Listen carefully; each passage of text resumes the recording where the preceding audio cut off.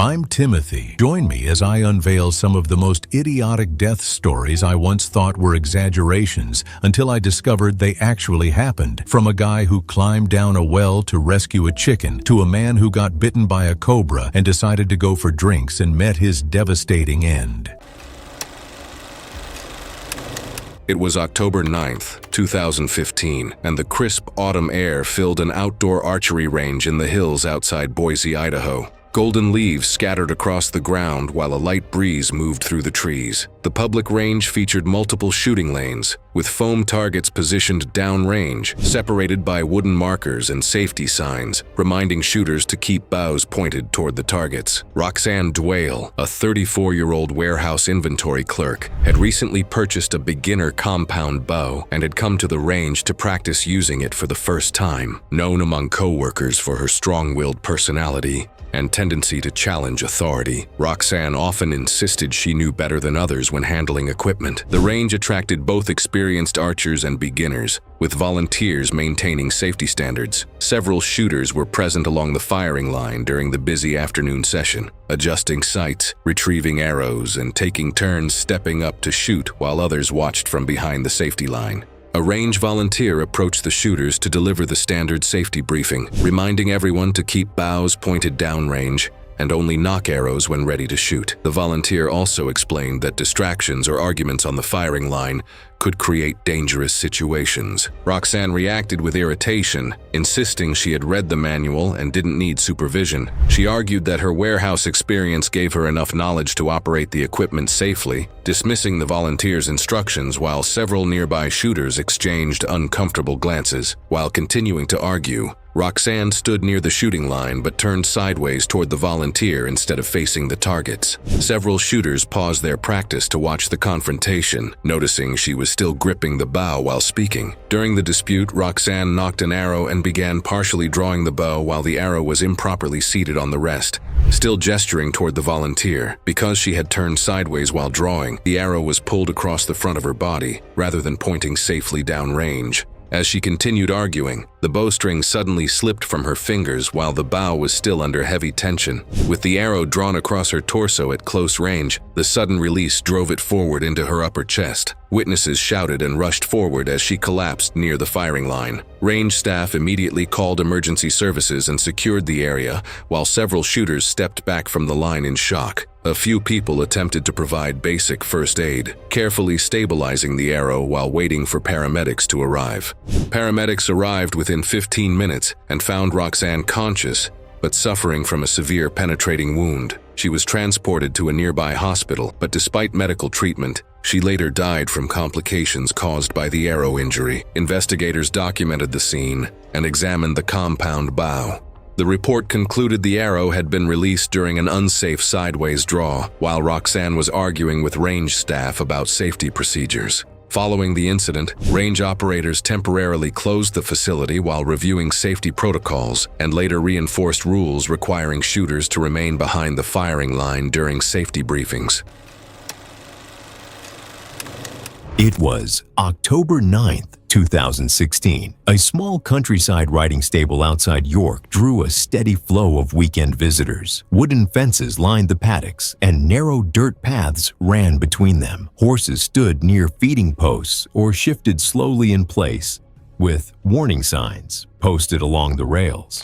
Margaret Crane was 63, a retired head nurse on a family vacation. After years of working long shifts and following strict routines, she had come into the trip wanting things to go her way. She was used to being in charge, used to telling people what to do, and that attitude carried over into situations where it didn't belong. One of the activities they planned was a guided horse ride. Staff were there to help visitors mount safely and keep the horses steady. When Margaret was brought over to a horse, a handler stepped in to assist her. She pulled away right away. She told him not to touch her, saying she could get on by herself. The handler tried to explain that the horse needed to be held still and that mounting without help could unsettle it. She brushed him off and repeated that she didn't need anyone's help. Her voice got sharper as they went back and forth. When he reached in again to steady the horse, she stepped around him and grabbed the saddle herself, trying to climb up without waiting. The horse reacted immediately.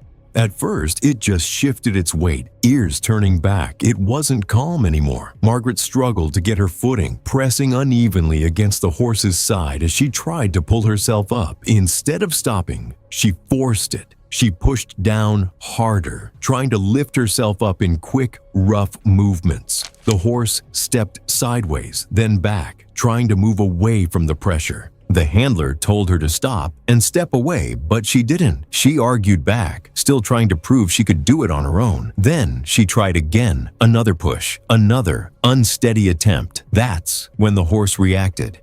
It suddenly reared and lunged forward. The movement was fast and powerful. Margaret was too close and off balance to move out of the way. The impact hit her upper body, knocking her straight backward. She hit the ground hard. Her head snapped back as it struck the dirt. She didn't try to catch herself. She didn't move. The handler rushed in and pulled the horse away while others called for help. When they reached her, she was unresponsive and barely breathing. Emergency services arrived within minutes, but she never woke up. The report later confirmed she died from severe injuries caused by the impact, first from the impact with the horse, then from hitting her head on the ground. It all happened in seconds, but it started with a simple decision to ignore instructions and force control over an animal that was already showing signs of stress.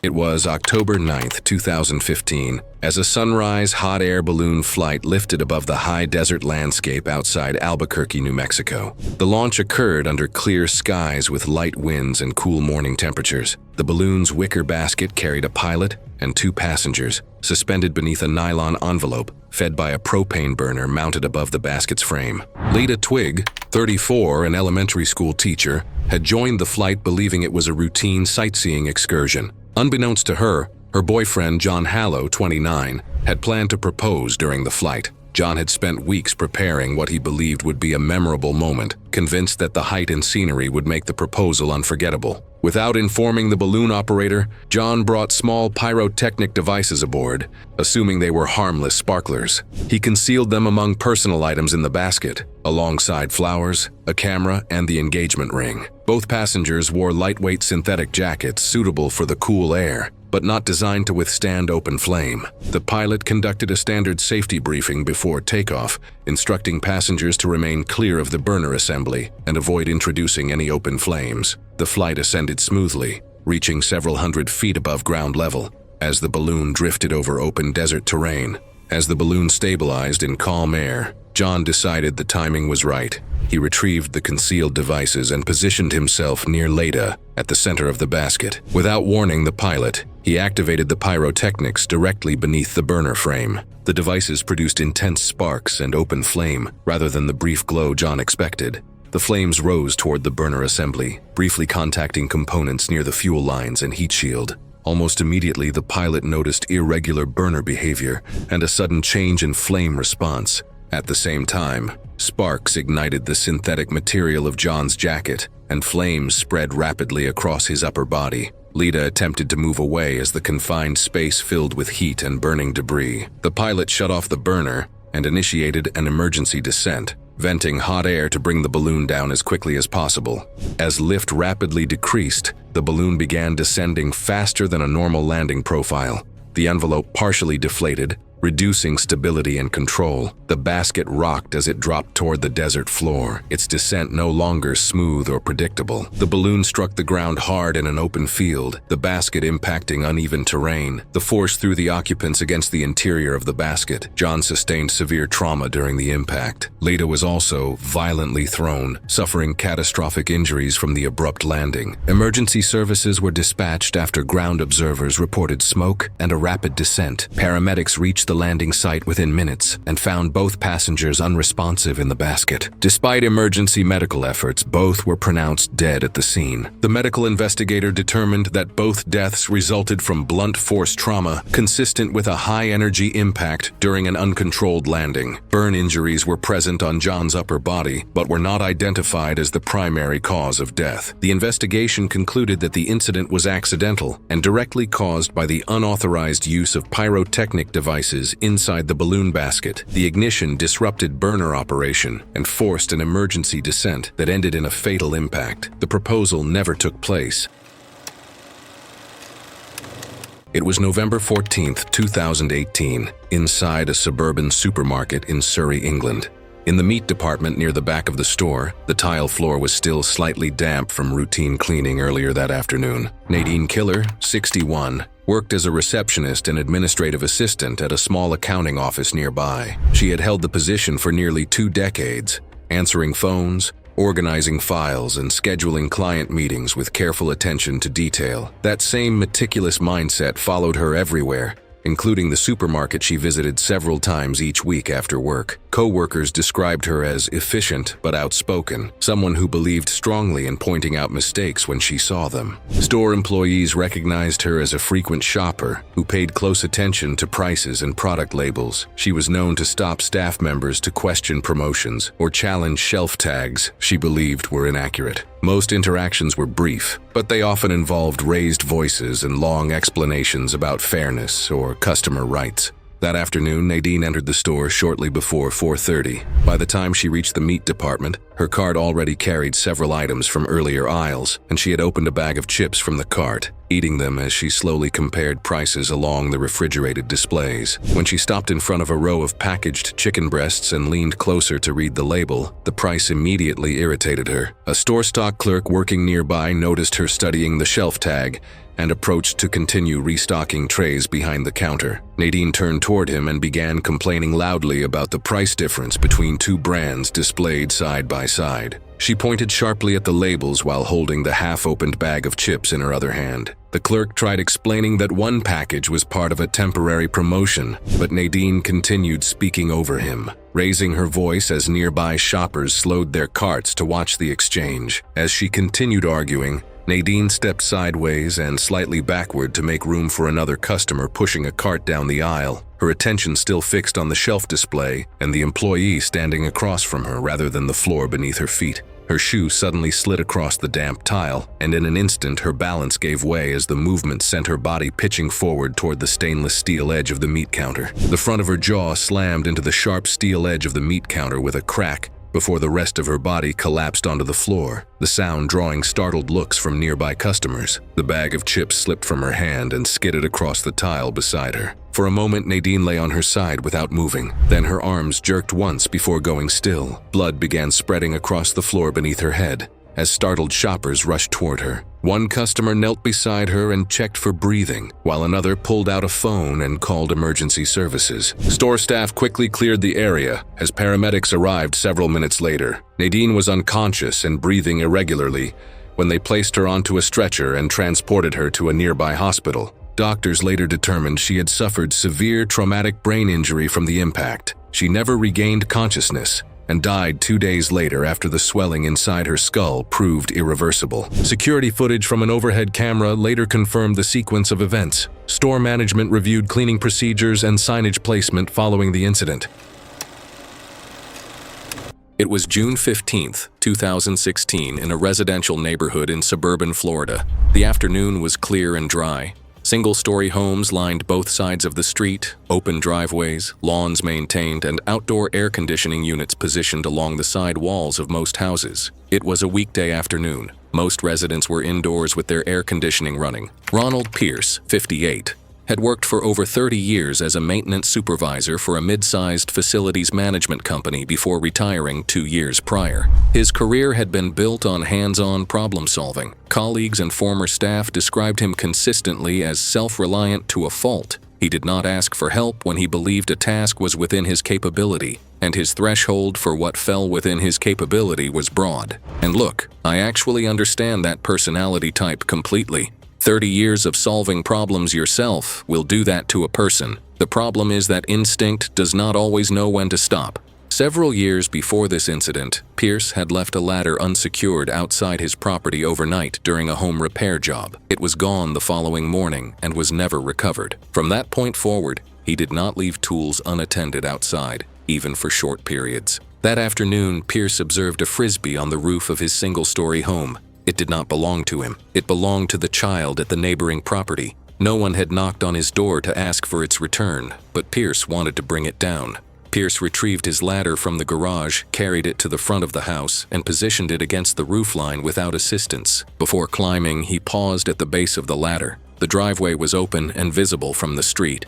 He made the decision to take the ladder with him. After stepping onto the roof, he knelt at the edge and dragged the ladder up behind him, sliding it fully onto the roof surface beside him. This decision removed his only means of descent, and this is the part that gets me about this case. He did not do it carelessly. He thought it through. He was protecting his ladder. That one decision is what made everything that followed unavoidable. He crossed the roof surface without difficulty and retrieved the frisbee. The task took less than 2 minutes. There was no ladder at the roofline. The drop from the roof edge to the driveway was approximately 10 to 11 feet. He did not call out to a neighbor. He did not go to the rear of the property to assess other options. He started looking for the closest means to get down. Pierce identified the outdoor air conditioning unit mounted on a narrow concrete pad along the side wall of the house as a possible intermediate step for descent. The unit sat elevated off the ground, positioned close enough to the roofline that lowering himself onto it appeared to offer a controlled route down. He moved to the edge of the roof, turned onto his front, gripped the roof edge with both hands, and lowered himself until he was hanging from the roofline, his feet directed toward the top surface of the unit below. What gets me about this part is that he actually felt it was a reasonable thing to do.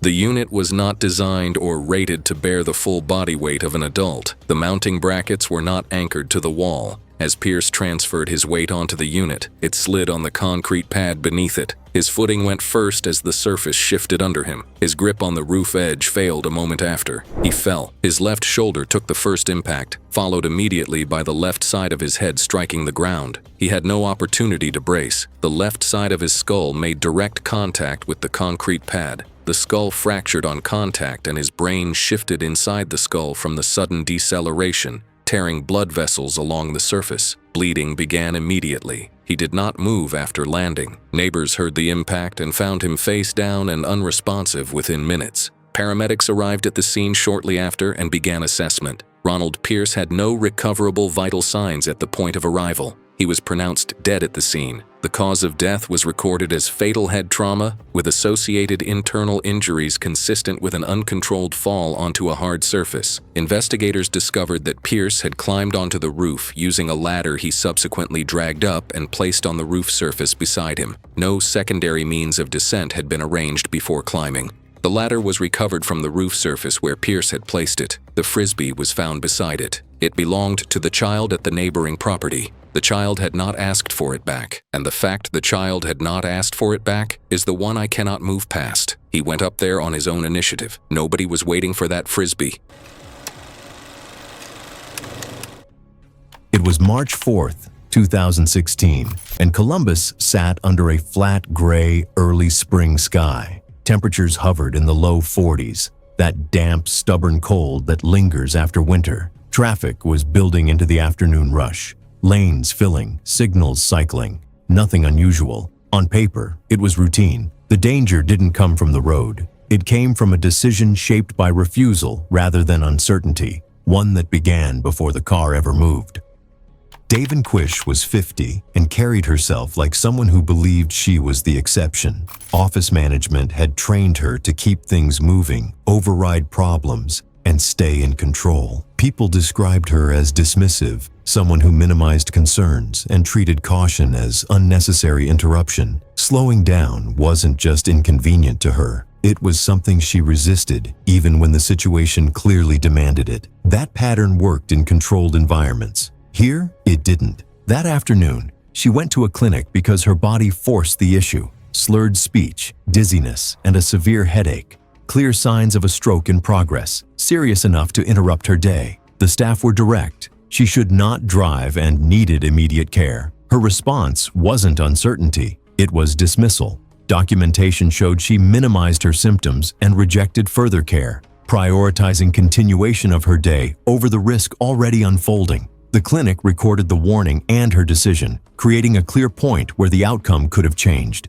She left anyway. In the parking lot, a bystander noticed something was wrong and tried to intervene. Her condition was visible now. Slowed movement, disorientation, the kind of situation that makes strangers step in. She ignored it, got into the car, and drove. continuing as if nothing required her to stop, as if the problem would resolve itself through motion alone. This is where it shifts from frustrating to dangerous. She wasn't just deciding for herself anymore, she was extending that risk to everyone on the road. She entered a multi-lane road as traffic thickened, and within moments, the issue was visible. The car drifted, corrected late, then drifted again. Speed fluctuated without reason. It wasn't aggressive, it was unpredictable. Drivers around her created distance, reacting to something they couldn't fully identify but immediately recognized as unsafe. Inside the vehicle, the stroke was progressing. Blood flow to critical areas of the brain was being restricted in real time. Motor control weakened,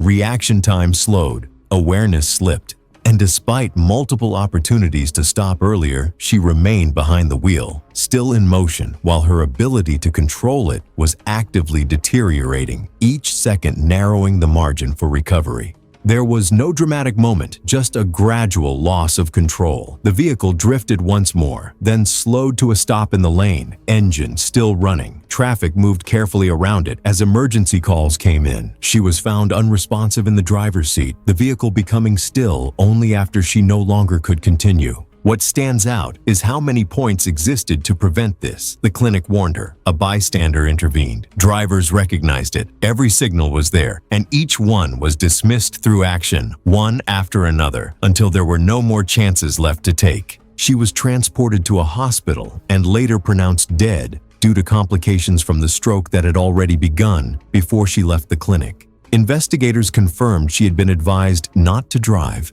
and chose to ignore it. No collision occurred. The incident was classified as a fatal medical emergency while driving, with the critical decisions happening well before the final moment. There was no hidden hazard here, just a progression of decisions where caution was overridden until control was gone and nothing remained to correct it.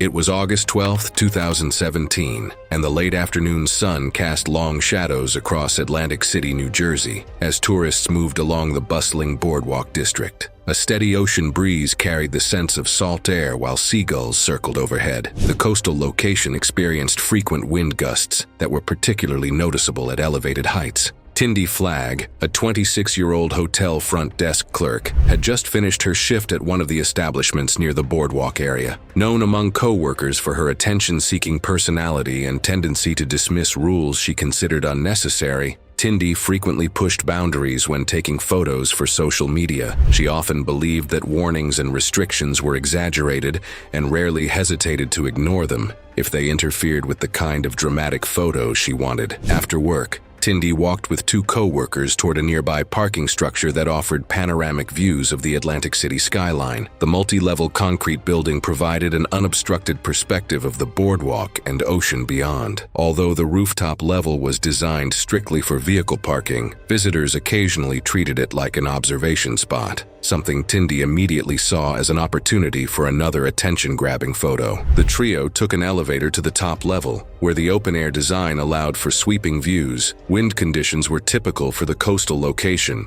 with periodic gusts that created noticeable air movement across the exposed rooftop. A concrete barrier approximately 3 feet in height ran along the perimeter, designed to prevent vehicles from driving over the edge. A maintenance worker performing routine inspections noticed the group and approached them. He explained that the barrier was not intended for people to stand or sit on, and that it existed only to stop vehicles from driving over the edge. He also warned that wind conditions at that height could shift suddenly across the open rooftop. Tindy brushed off the warning almost immediately, treating the workers' concern as unnecessary interference. She insisted the barrier looked solid and acted as if the restriction was exaggerated. Her co-workers hesitated, clearly uncomfortable with the idea, but Tindy continued moving toward the edge while preparing her phone for a photo. Even as the maintenance worker repeated the warning, Tindy climbed onto the 3-foot concrete barrier and stood upright on the narrow surface, holding her phone at arm's length. She positioned herself to capture a selfie with the Atlantic City skyline behind her, completely exposed to the coastal wind sweeping across the rooftop. As she leaned backward to widen the selfie angle, a sudden gust pushed against her upper body. The unexpected force caused her to lose her balance on the narrow concrete edge. Her foot slipped on the smooth surface as she tried to regain her balance. but she fell backward over the outside edge. Witnesses reported that she fell approximately 60 feet, landing on the concrete pavement outside the parking structure. The co-workers who had accompanied her immediately called emergency services while other bystanders secured the area. Emergency responders arrived within minutes and found Tindy unconscious on the pavement with severe trauma from the fall. Paramedics provided immediate medical care, but she was pronounced dead due to injuries sustained from the impact. Police investigators documented the scene and interviewed witnesses. Security footage from the parking structure provided additional evidence. Officers confirmed that Tindy had climbed onto the safety barrier despite warnings from maintenance staff. The official report documented the fall as accidental, noting that the victim had positioned herself on a safety barrier not designed for pedestrian use. On March 14, 2015, Maeklong Railway Market in Samut Songkhram, Thailand, operated directly along active tracks. Vendors arranged goods inches from the rails, with narrow walkways crowded by tourists. Low awnings, folding tables, and tightly packed stalls defined a space built around precise timing, limited clearance, and constant movement. One of the tourists there that day was Susan Hartley, 58, from Scottsdale, a retired vice principal. She had spent years telling people where to stand, when to move, and how things should be done. And even in retirement, that mindset didn't really fade. It just showed up in places like this.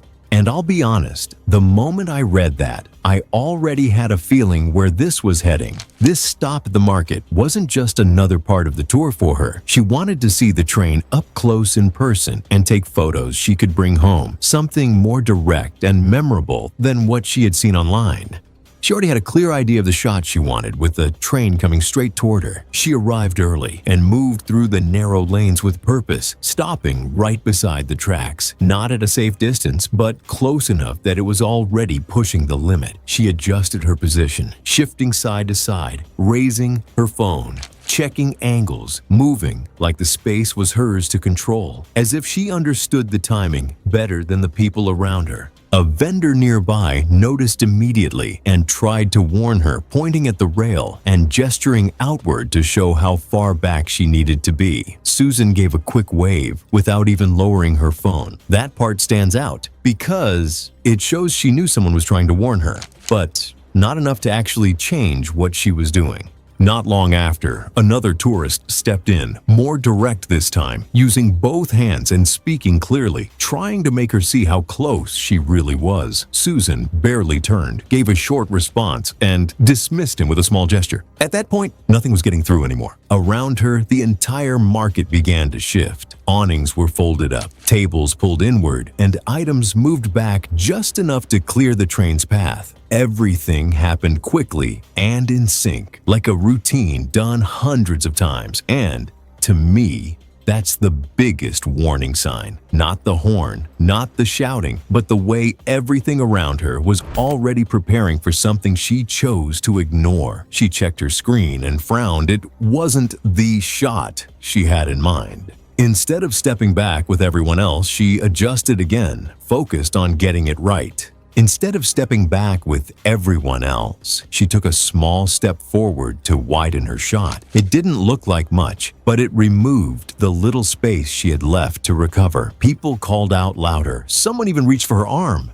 But she pulled away, repositioned herself, and planted her feet even closer to the rail. By then, while everyone else pressed fully against the stalls, she stayed slightly off the wall, leaving herself in the train's path. When the horn sounded, it echoed through the narrow corridor of stalls, and everyone else reacted instantly, pressing themselves against walls and tables to make space. The area tightened, leaving almost no room between the train and the structures. But Susan leaned slightly forward instead, still focused on her screen. From her perspective, it all felt controlled, like she knew exactly how close she could get. As the train moved through and the space narrowed to inches, Susan didn't move. The side of the train brushed into her upper body in a glancing hit, not enough to stop it, but enough to throw her off balance. Her body twisted sharply, and because she was already too close to the rail, there was no space left to step back or catch herself. It knocked her off balance and twisted her sideways. About 3 feet away was the corner of a stall support beam, rigid and positioned at head height. When she fell, her head struck that edge with full force. The impact was immediate. Her phone flew from her hand and skidded across the ground. As she collapsed before the train had even fully passed, people rushed to her within seconds. She was still breathing, but there was no response, and one of her eyes had already fixed in place. Emergency responders arrived minutes later and began treatment, but her condition didn't change. She never regained consciousness. What actually killed her wasn't the train itself. The impact caused severe head trauma and rapid internal bleeding. Within minutes, the damage was beyond recovery. The train was just the trigger. The fall and exactly where she landed was what made it fatal. Later that day, the market reopened. The stalls went back into position, the tracks were cleared, and everything returned to the same routine as before.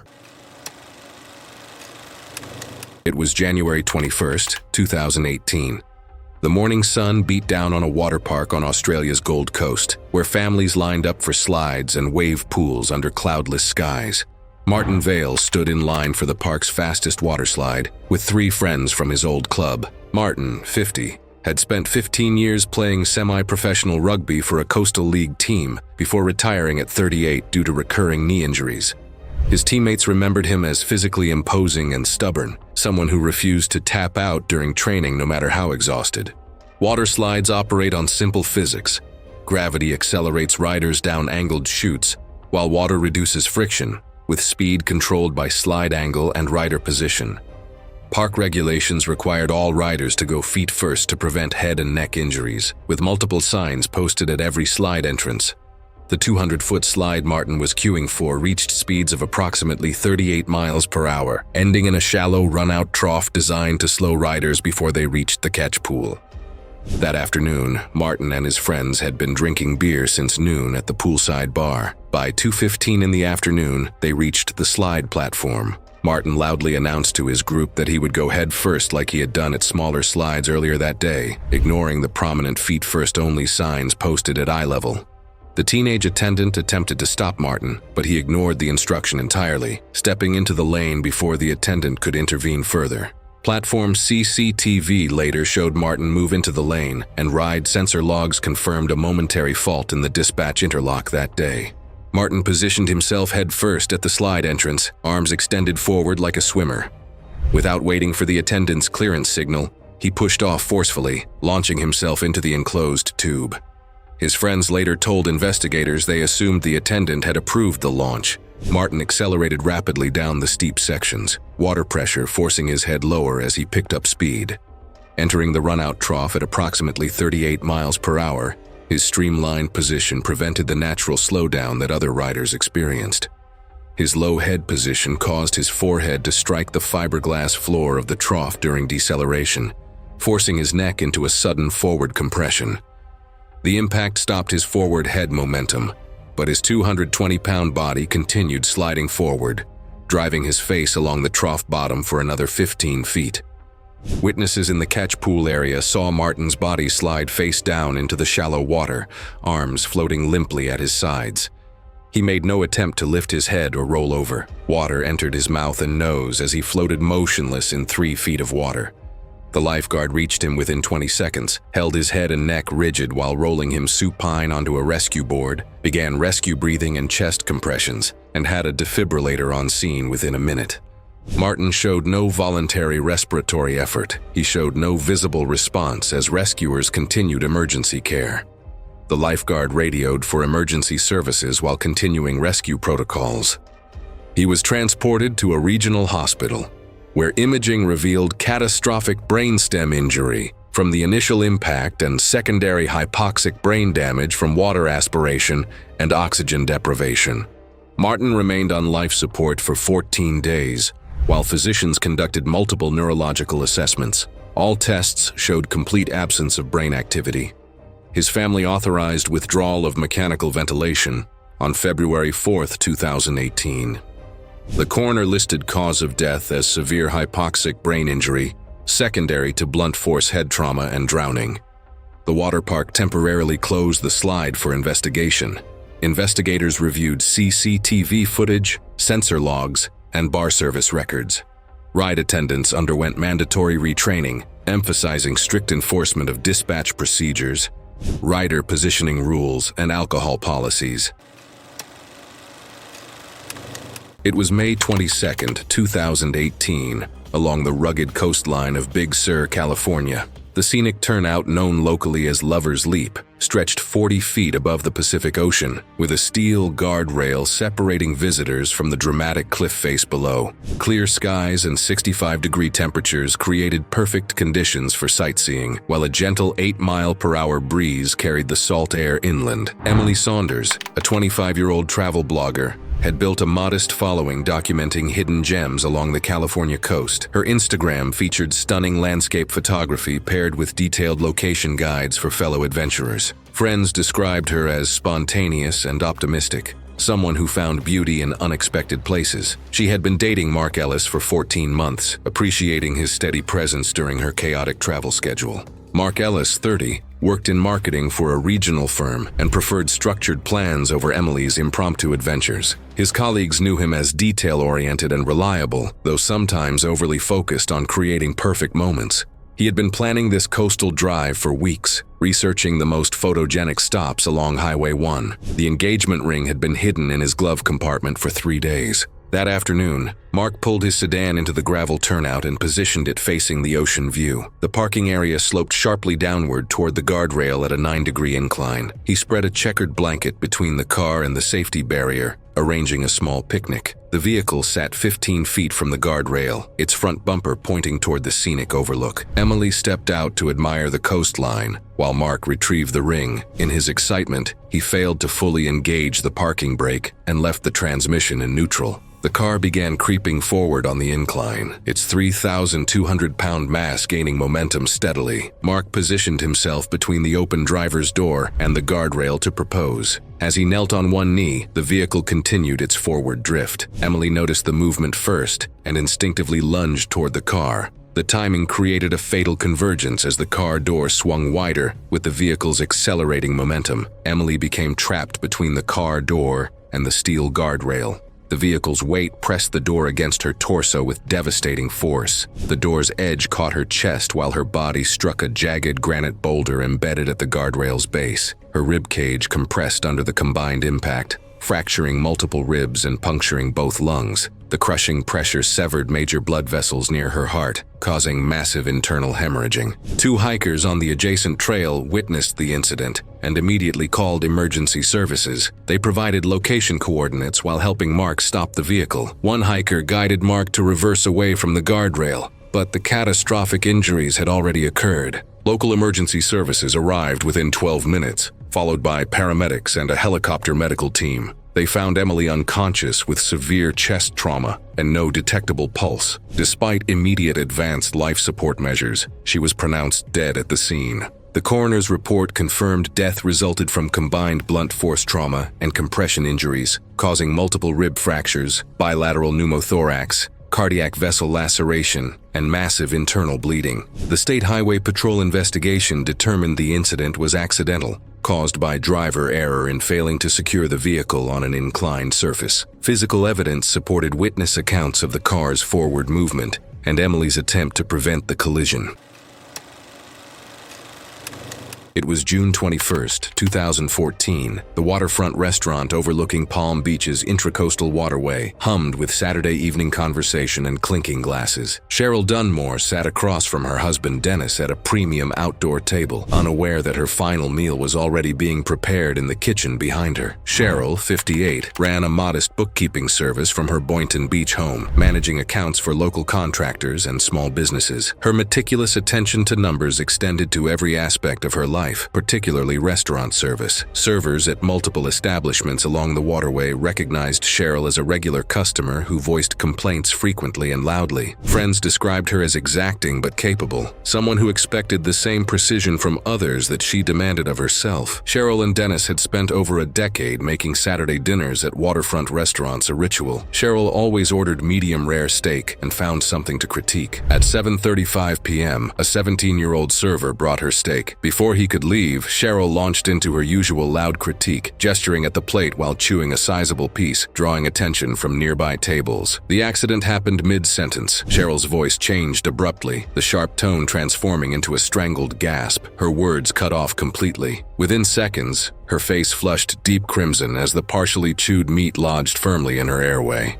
Her hands flew to her throat in the universal choking gesture. A witness seated at the adjacent table noticed her distress first, as her skin darkened from red to purple. Dennis stood quickly, moving behind his wife and wrapping his arms around her torso. He attempted the Heimlich maneuver but positioned his hands too high on her chest, well above the navel where effective abdominal thrusts must be delivered. His attempts accomplished nothing. A former EMT dining across the patio saw the commotion and ran over. A server had already rushed toward the host stand to alert the manager, who initially believed Cheryl might cough the food loose and delayed calling 911 while the former EMT tried to help. By the time he reached them, Cheryl had already been struggling to breathe for several minutes. She was staggering, unable to support her own weight. The EMT quickly turned her slightly forward and delivered several firm back blows between her shoulder blades before repositioning his fist just above her navel and well below her ribcage. He drove a series of hard inward thrusts into her abdomen.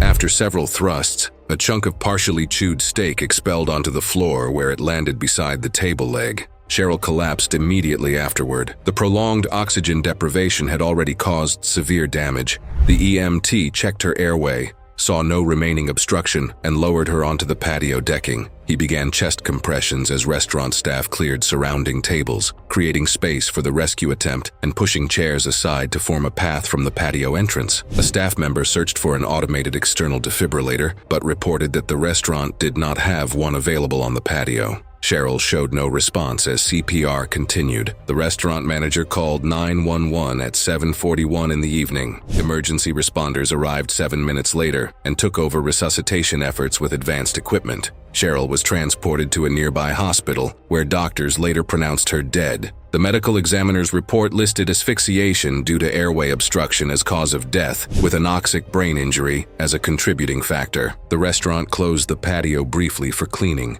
and reopened the following evening. Cheryl's memorial service drew family and longtime clients who remembered her exacting standards, but struggled to reconcile them with such an ordinary, preventable death.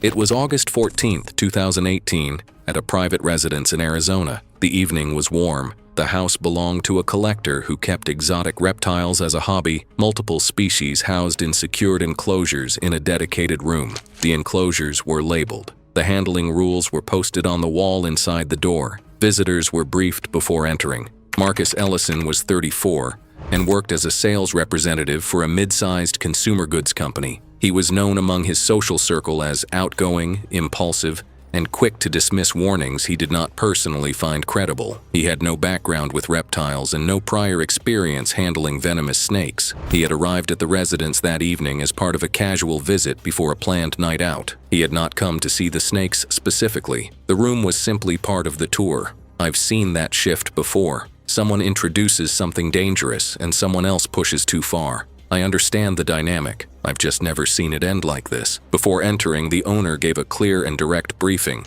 Do not touch anything. Do not open any enclosure. The cobra in particular was pointed out by name and location. The owner explained that the animal was fast, defensive, and unpredictable under stress, that it did not need to display aggression before striking. Marcus acknowledged the warning. He did not ask any follow-up questions. He followed the owner into the room. The enclosures lined 3 walls. The cobra was visible in its enclosure from the doorway, coiled, head slightly elevated, body held in a loose S-curve. Marcus positioned himself in front of it and watched it. The animal did not move. He interpreted this as an indication that the animal was settled. The owner stepped out of the room briefly to attend to something in the adjacent space, and this is where it starts. Marcus moved closer to the enclosure. He opened it. He reached in and made contact with the snake, patting it once on the body. The strike was immediate, faster than he could fully process the movement. A single bite to the right hand. He pulled back and the snake recoiled into its enclosure. He closed the enclosure, and this is the part I find hardest to process. After everything that just happened, his first instinct was to close the enclosure. Neat, tidy, like it had not just happened. He said nothing, treating it as minor, not something that required interruption or explanation. He remained in the room until the owner returned, gave no indication that anything had occurred, and left the residence shortly after as planned. The owner had no knowledge of the bite at the time of departure. Marcus arrived at the bar where his friends were already gathered. He mentioned nothing about the snake room beyond a passing comment that the collection was interesting. He ordered a drink. The puncture marks on his right hand were visible, with slight swelling already forming around them. He appeared otherwise normal for the first 30 minutes. What gets me about that is someone at that bar could see the puncture marks. The swelling was already forming, and he ordered a drink. Within the hour, his eyelids began to droop. He blinked repeatedly, visibly working to focus. He told the group he felt a little off but laughed as he said it. No one called for help at that point. Over the following hour, his speech began to slur.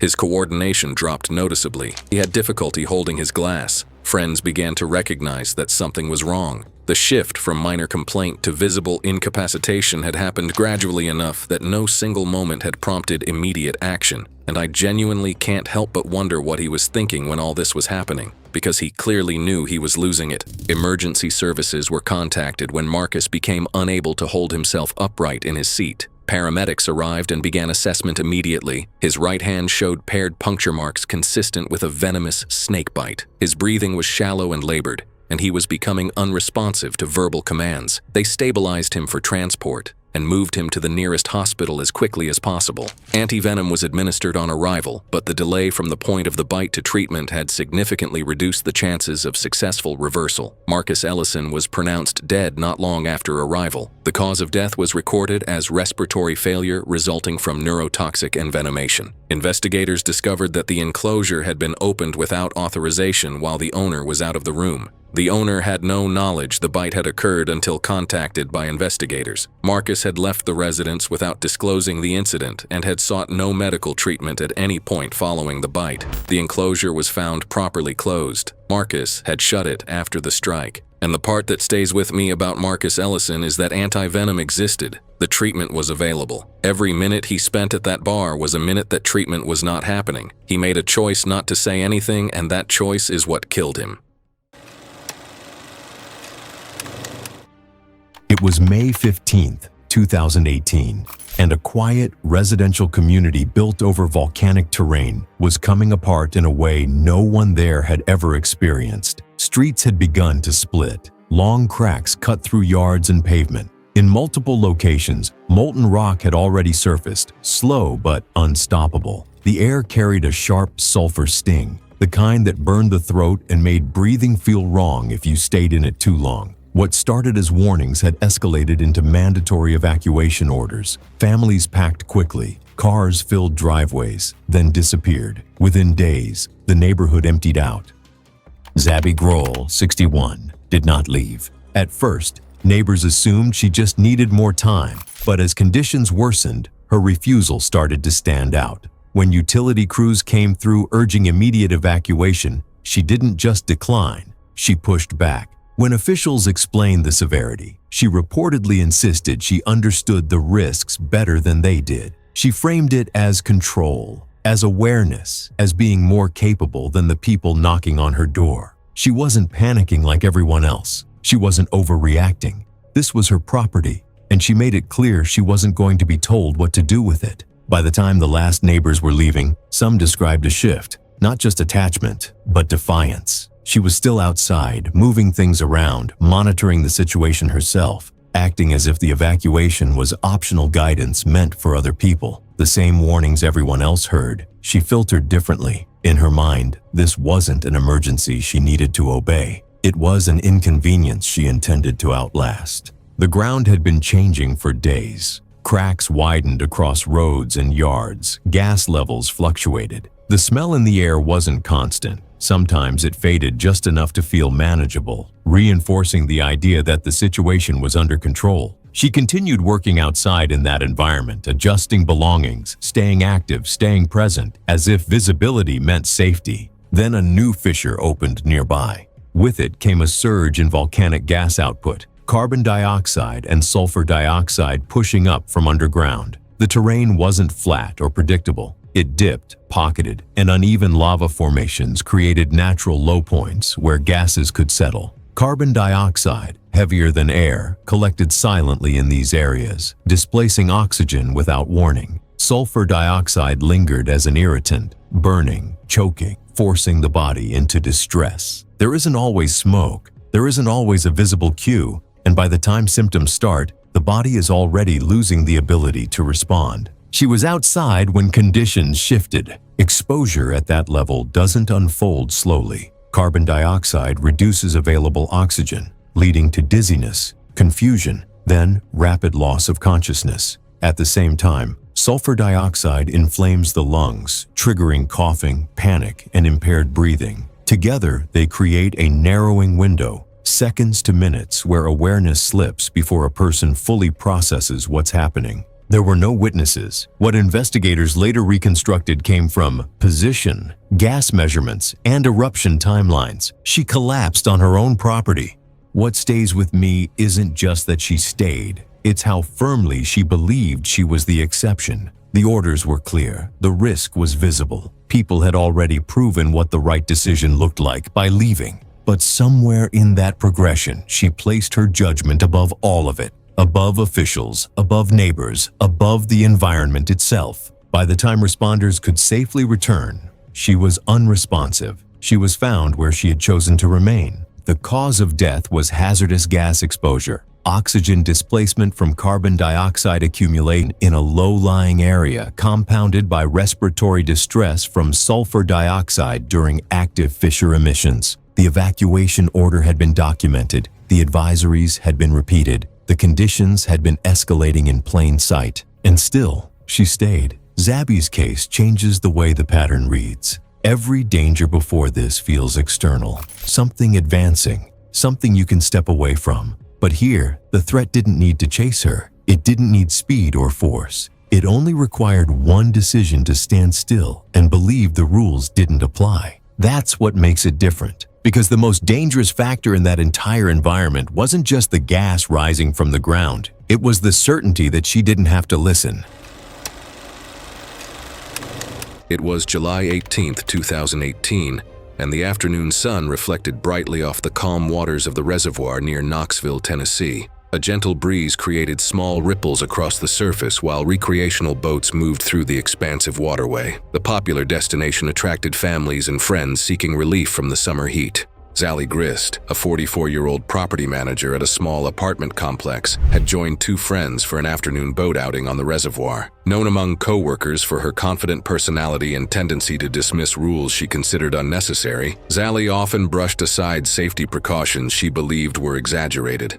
Having grown up around water, she considered herself a strong swimmer and frequently insisted she did not need the same safety measures others followed. The trio had rented a modest recreational boat from one of the local marinas. Before departure, a marina worker reminded the group that life jackets were stored under the boat seats and recommended their use while on the water. Sally dismissed the suggestion, insisting that strong swimmers like her did not need flotation devices and treating the advice as an unnecessary precaution. As they prepared to leave the dock, the boat driver reminded everyone to remain seated while underway for safety. Sally briefly acknowledged the instruction but ignored it moments later, standing near the side rail to film the outing with her phone. Wind conditions on the reservoir created moderate wakes from other boats, causing their vessel to rock gently. The boat moved at a steady pace across the reservoir, while Sally stood near the side rail, holding her phone outward to capture video footage of their ride. Her two friends remained seated as requested. The driver maintained a safe speed while navigating around other recreational vessels. As they crossed the wake from a larger passing vessel, the hull lifted sharply upward in response to the wave action. The sudden movement was typical for smaller boats encountering wakes,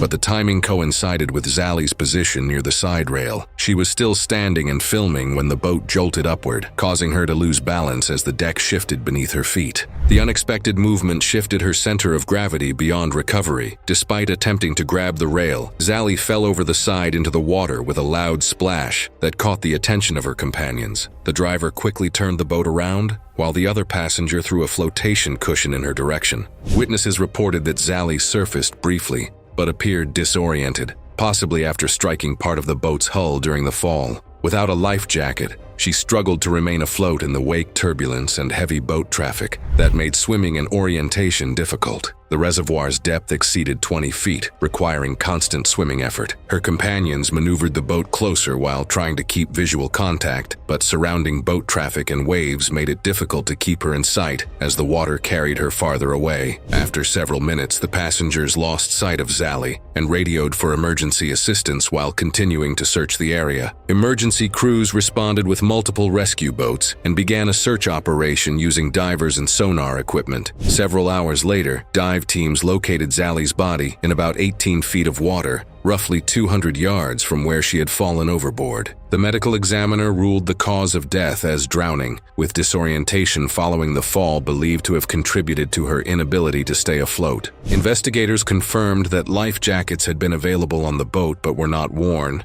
and the official report noted that she had been standing near the rail rather than remaining seated when the wake struck. It was March 14th, 2013. The sandstone walls of Wadi Rum stood tall and close, their surfaces worn smooth by wind and time. The air was dry, the sky clear, and the canyon floor stretched narrow between the rock faces, quiet, except for the low hum of passing vehicles slowly. Claire Donnelly, 45, from Bristol, had spent months saving for this trip, and she made sure it showed.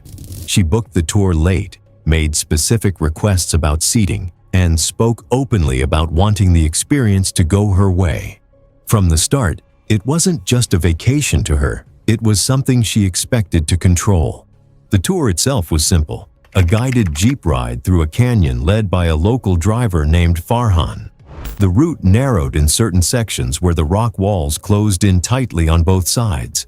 Before entering that stretch, Farhan gave a clear safety briefing. Stay seated, keep your body inside the vehicle, and don't lean out at any point.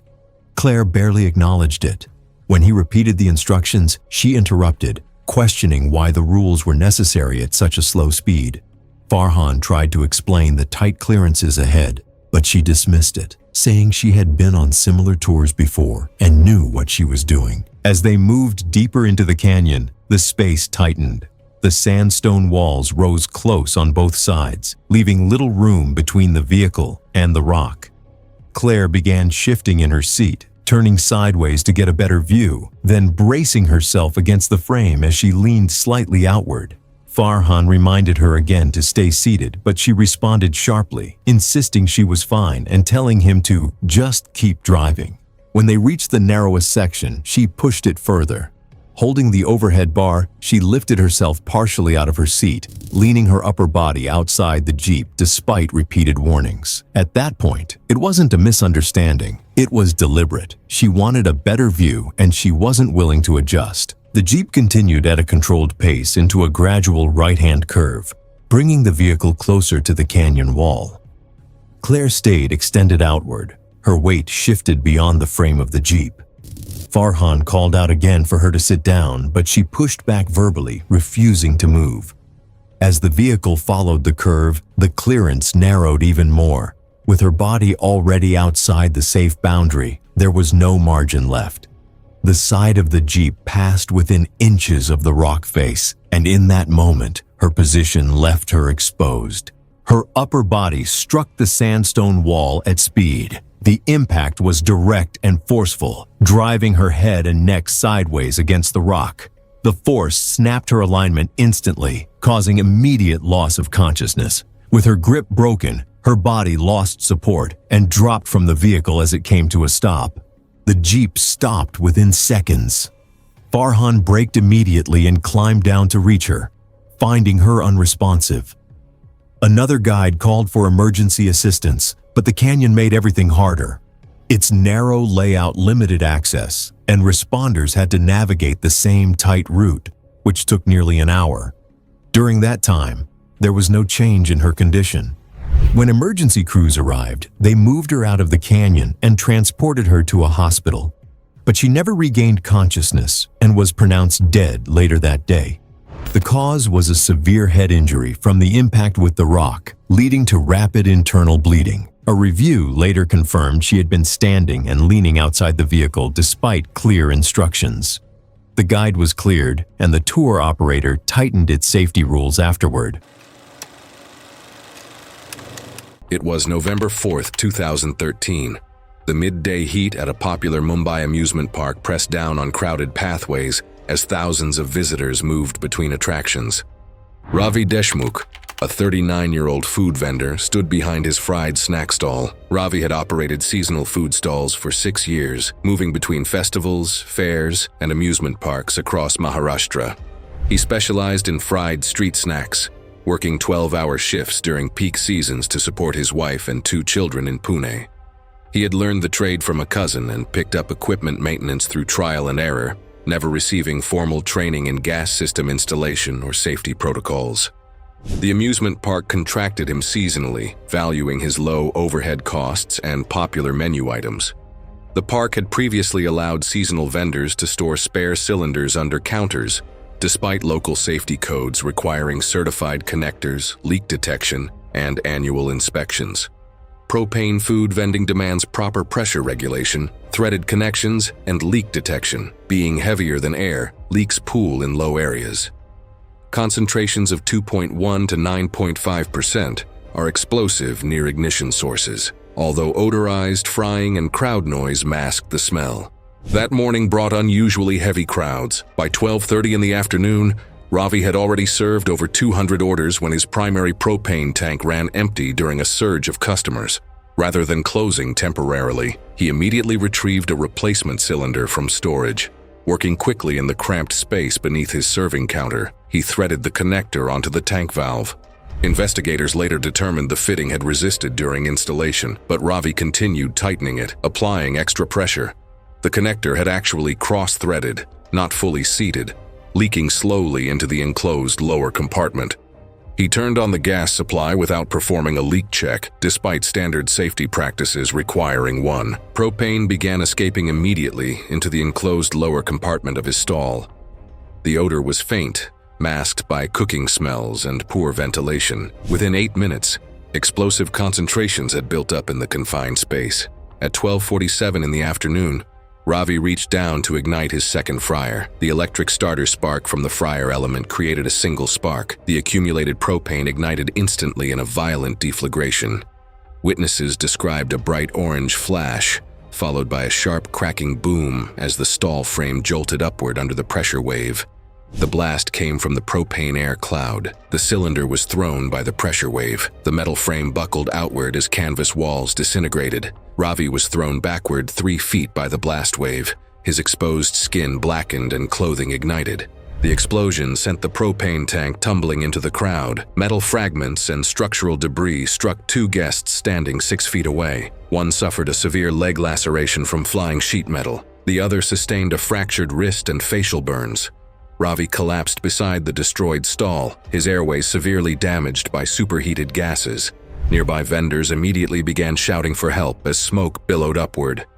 A vendor operating an adjacent beverage stand grabbed his radio and contacted park security. The park's fire suppression team arrived with extinguishers and medical supplies. City Fire Brigade units reached the scene moments later with advanced equipment and paramedics. Despite immediate treatment, Ravi died at the scene from catastrophic thermal injuries to his respiratory system and chest. The medical examiner determined he had inhaled flames directly, causing fatal damage to his lungs and airway.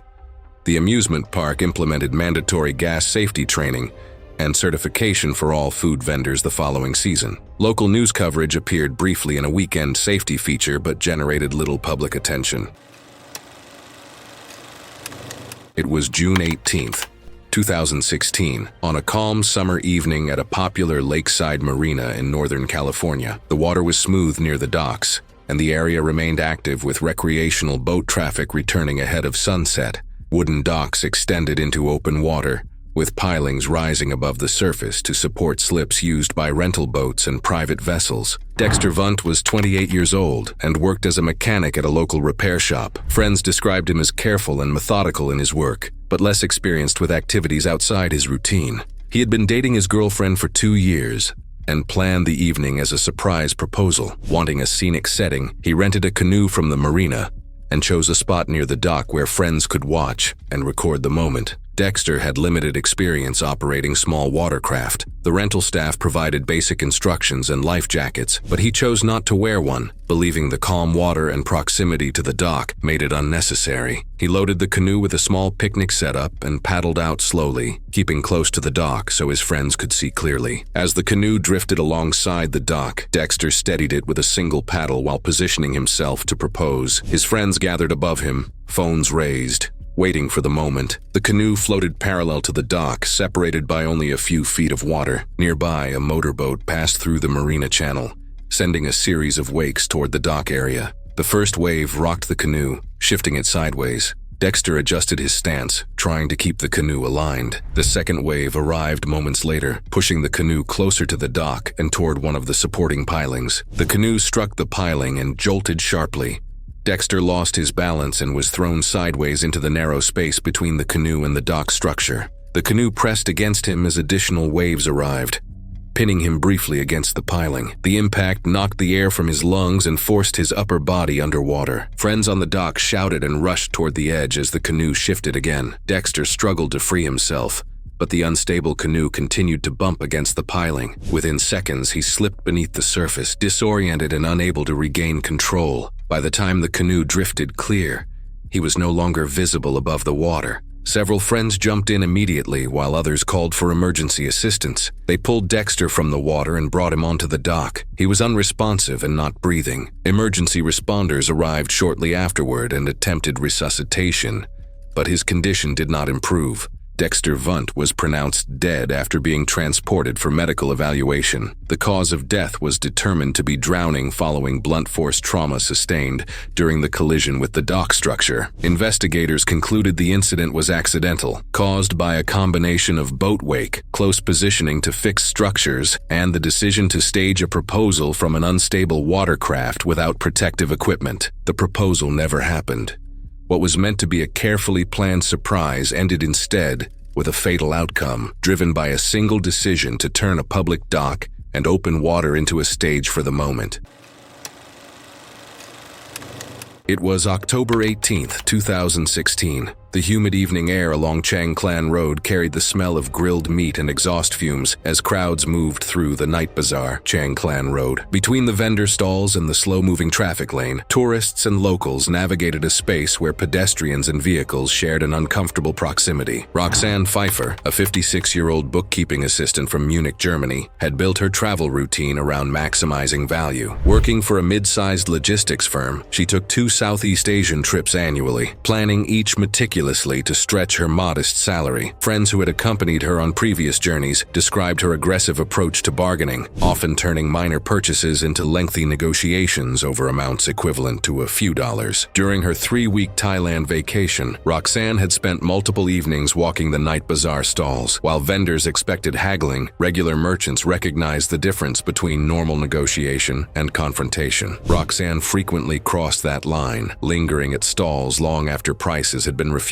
challenging vendors loudly enough to draw attention from nearby shoppers. That evening at 8:35, Roxanne stopped at a narrow cart operated by a man who sold grilled skewers and fried snacks. A Norwegian backpacker sat eating noodles at a plastic table 15 feet away when Roxanne began loudly accusing the vendor of charging tourists inflated prices. When the vendor continued serving other customers, Roxanne reached over the counter and picked up a metal tray of fried items, inspecting them while repeating that the pricing was ridiculous. The vendor's adult son stepped forward from behind the cart, demanding she return the tray. The argument escalated as passers-by slowed to watch. The night bazaar stretched along Chang Klan Road, where food vendors positioned carts at the boundary between pedestrian walkways and the traffic lane that remained open to small 3-wheeled taxi vehicles, known locally as tuk-tuks, along with motorcycles. Drivers navigated through crowds that often spilled into the roadway without warning. Still gripping the tray, Roxanne stepped backward while gesturing at the son. Witnesses stated she never glanced behind her. The traffic lane lay directly at her back, less than 3 feet from where she stood arguing. A tuk-tuk approached the stall at approximately 10 miles per hour. Roxanne stepped directly into his path. The driver hit the brake and horn simultaneously, but the vehicle was only about 12 feet away. The front bumper struck the back of Roxanne's knees with enough force to hyperextend both legs, pivoting her hips forward before her upper body snapped backward. She fell hard onto the asphalt asphalt roadway, the back of her skull striking the pavement with what Anders later described to police as a sharp cracking sound that cut through the surrounding market noise. The metal tray clattered across the road, scattering fried food across the asphalt. Roxanne lay motionless in the traffic lane. An obvious scalp laceration bled heavily, and blood began pooling beneath her head within seconds. The tuk-tuk rolled to a complete stop several feet past her body. The vendor's son called Thailand's emergency number after vendors first attempted rudimentary first aid and waved oncoming traffic away, while others signaled approaching vehicles to slow. Local police later photographed the scene, took witness statements. A municipal rescue ambulance reached the scene at 8:51, where paramedics found Roxanne unresponsive, with no detectable pulse or breathing. The initial assessment noted massive trauma to the occipital region of the skull, consistent with high-impact contact against pavement, resulting in catastrophic brain injury. She was transported to a nearby hospital, where doctors later confirmed her death. The driver was briefly detained for questioning and a vehicle inspection before being released pending further investigation. Roxanne's body was repatriated to Munich 2 weeks later.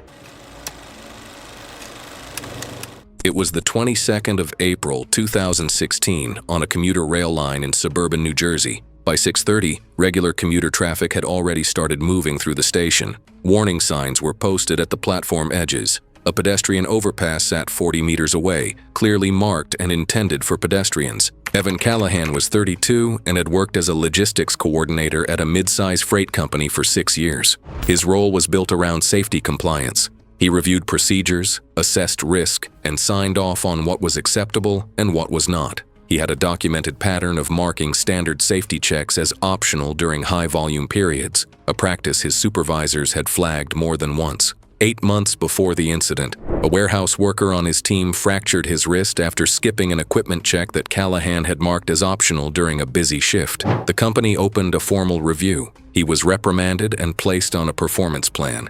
He resigned 3 weeks later before the process concluded, and this is where it starts to get uncomfortable. He subsequently applied for a senior safety compliance officer position at a larger firm across the city. The role involved writing and enforcing safety policy at an organizational level. His closest friend had confirmed the application made sense, that Callahan was the kind of person suited for that seat. A reference letter submitted with his application described him as efficient, decisive, and not the type to let procedure slow down operations. And I genuinely did not know what to do with that line when I read it. Not the type to let procedure slow down operations. In a reference letter for a safety compliance role. The interview was scheduled for 8:15 that morning. He woke up 40 minutes later than planned. He moved through the apartment quickly, showered, and pulled on a new suit collected from the dry cleaner the previous afternoon. The dry cleaning tag was still attached to the left sleeve when he left. He skipped breakfast and checked his phone repeatedly on the way out. He arrived at the station shortly before the next inbound service. The pedestrian overpass was visible from his position at the station entrance, clearly signed and a short walk from where he stood. He did not move toward it. He approached the tracks directly at a point where the fencing was designed to guide pedestrians toward the overpass. A gap was present in the fencing at that location, worn open through repeated use by commuters cutting across at the same point over an extended period. He passed through the gap without stopping and stepped onto the rail corridor. He scanned the near line. A train was visible approximately 200 meters out, approaching the station. He stepped over the first track and continued moving forward onto the second. He glanced in the direction of the adjacent line but did not stop or wait before placing his foot on the rail. The second train was approaching from the opposite direction on the adjacent track at full operational speed. It had been outside his line of sight from the angle at which he had looked. He had not verified the adjacent line was clear before stepping onto it, and this is the part I find hardest to sit with. He checked. He looked. He just did not stop long enough to actually see. The horn sounded when he was still in motion between the tracks. He turned toward the sound. The second train reached him before he could clear the track. The front of the train struck him directly on his left side, the point of contact covering his shoulder, ribcage, and hip simultaneously. His body was displaced laterally and forward, landing face down several meters from the point of contact. The force of the collision drove fractured rib segments into the left lung. Paramedics were dispatched immediately. He was pronounced dead at the scene. The cause of death was recorded as massive blunt force trauma to the chest, abdomen, and head, consistent with a high-speed rail impact. Investigators confirmed the following. A designated pedestrian crossing was available and clearly marked a short walk from the point where Callahan crossed the tracks. He had not used it. He had observed one train on one line and had not properly verified the adjacent line before stepping onto it. The gap in the fencing through which he passed had been reported to the rail authority on 2 prior occasions and had not been repaired at the time of the incident. The dry cleaning tag was still attached to his sleeve when he was found. As tragic as this is, the irony is hard to miss that he applied for a senior safety compliance officer position, but he couldn't keep himself safe. It was August 18th, 2015, and San Antonio, Texas was deep into its summer. Afternoon temperatures were sitting above 95 degrees. The kind of heat that shortens tempers and makes everything feel more urgent than it probably is. The neighborhood was quiet on the surface. Residential streets, fenced yards, houses set close together. The kind of block where raised voices carry between properties and a dispute between neighbors doesn't stay private for long. By the time the argument reached the fence line, at least one neighbor had already stepped outside to see what was happening. Zenny Crin was 47 years old. She worked in logistics dispatch, a role that runs on pressure, tight timelines, and the expectation that problems get resolved quickly. People who knew her described her as someone who didn't back down easily in a conflict and who pushed harder when she felt she wasn't being heard. On the afternoon she died, she was in the middle of an argument with a homeowner, a man in his mid-50s who worked in contracting, over a vehicle parked in a way she found unacceptable. The argument had started at the street and moved toward the property line. What strikes me about cases like this is that the personality description almost always sounds the same. Someone who pushed back, who didn't back down. And every time, I find myself wondering if they knew that about themselves, or if it just felt like being right. The homeowner was inside his yard behind a closed gate. He told her clearly not to open it and come in. The reason was direct. There was a dog loose on the property, and it was territorial. He wasn't being vague. He was telling her exactly what would happen if she came through that gate. Neighbors outside at the time later confirmed they heard the exchange. She opened the gate and stepped into the yard. The dog, a large, powerful breed consistent with guard-type dogs documented in the area, was loose within the enclosed space. A fenced yard with a single gate doesn't offer many options when something goes wrong, and the gate she had come through was now behind her. The dog reacted immediately. The combination of an unfamiliar person entering the enclosed space and the elevated voices of the ongoing argument triggered a defensive response. It moved toward her and made contact before she could turn back toward the gate. She attempted to retreat. In the initial struggle, she lost her footing and went down. Once on the ground, the dynamic shifted. The dog targeted the upper body and neck, behavior consistent with territorial defensive aggression in large breeds during a sustained encounter in a confined space. The enclosed yard gave her nowhere to move. The homeowner moved to intervene. Neighbors who heard the commotion called emergency services. The attack continued for a sustained period before the dog was successfully restrained. Witnesses described the homeowner making repeated attempts to intervene before the animal was finally brought under control. The confined space, the fall, and the time it took all contributed significantly to the severity of what followed. Severe trauma and significant blood loss occurred during the encounter, particularly from injuries sustained to the upper body and neck. Emergency responders arrived and secured the scene. Zenny Crin was pronounced deceased at the scene.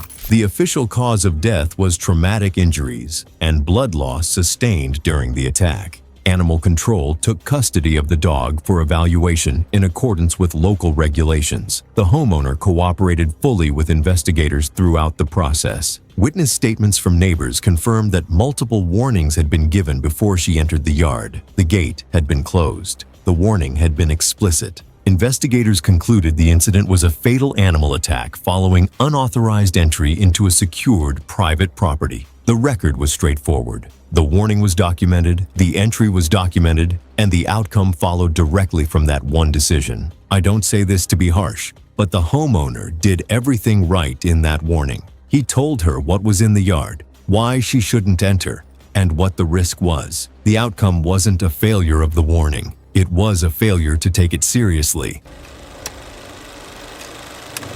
It was May 22, 2015, and the warm evening air in Mesa, Arizona carried the familiar sounds of late-night traffic as vehicles moved through the busy four-lane intersection. Streetlights illuminated the asphalt, while traffic signals cycled through their regular patterns, controlling the flow of cars traveling in multiple directions. Clea Pants, a 39-year-old restaurant shift manager, had just finished closing duties at the busy establishment where she supervised evening operations. Known among her staff for her confrontational personality and strong sense of entitlement when dealing with people she believed were in the wrong, Clea rarely hesitated to escalate disputes. Co-workers often described how she insisted on confronting customers, drivers, or strangers whenever she felt disrespected, convinced that people needed to be corrected whenever they broke rules. The evening had been stressful, with difficult customers and staffing problems keeping Clea at work later than usual. Tired but relieved to finally head home, she drove her usual route through several signalized intersections. As she approached a major four-lane intersection, the light ahead remained green and traffic moved normally.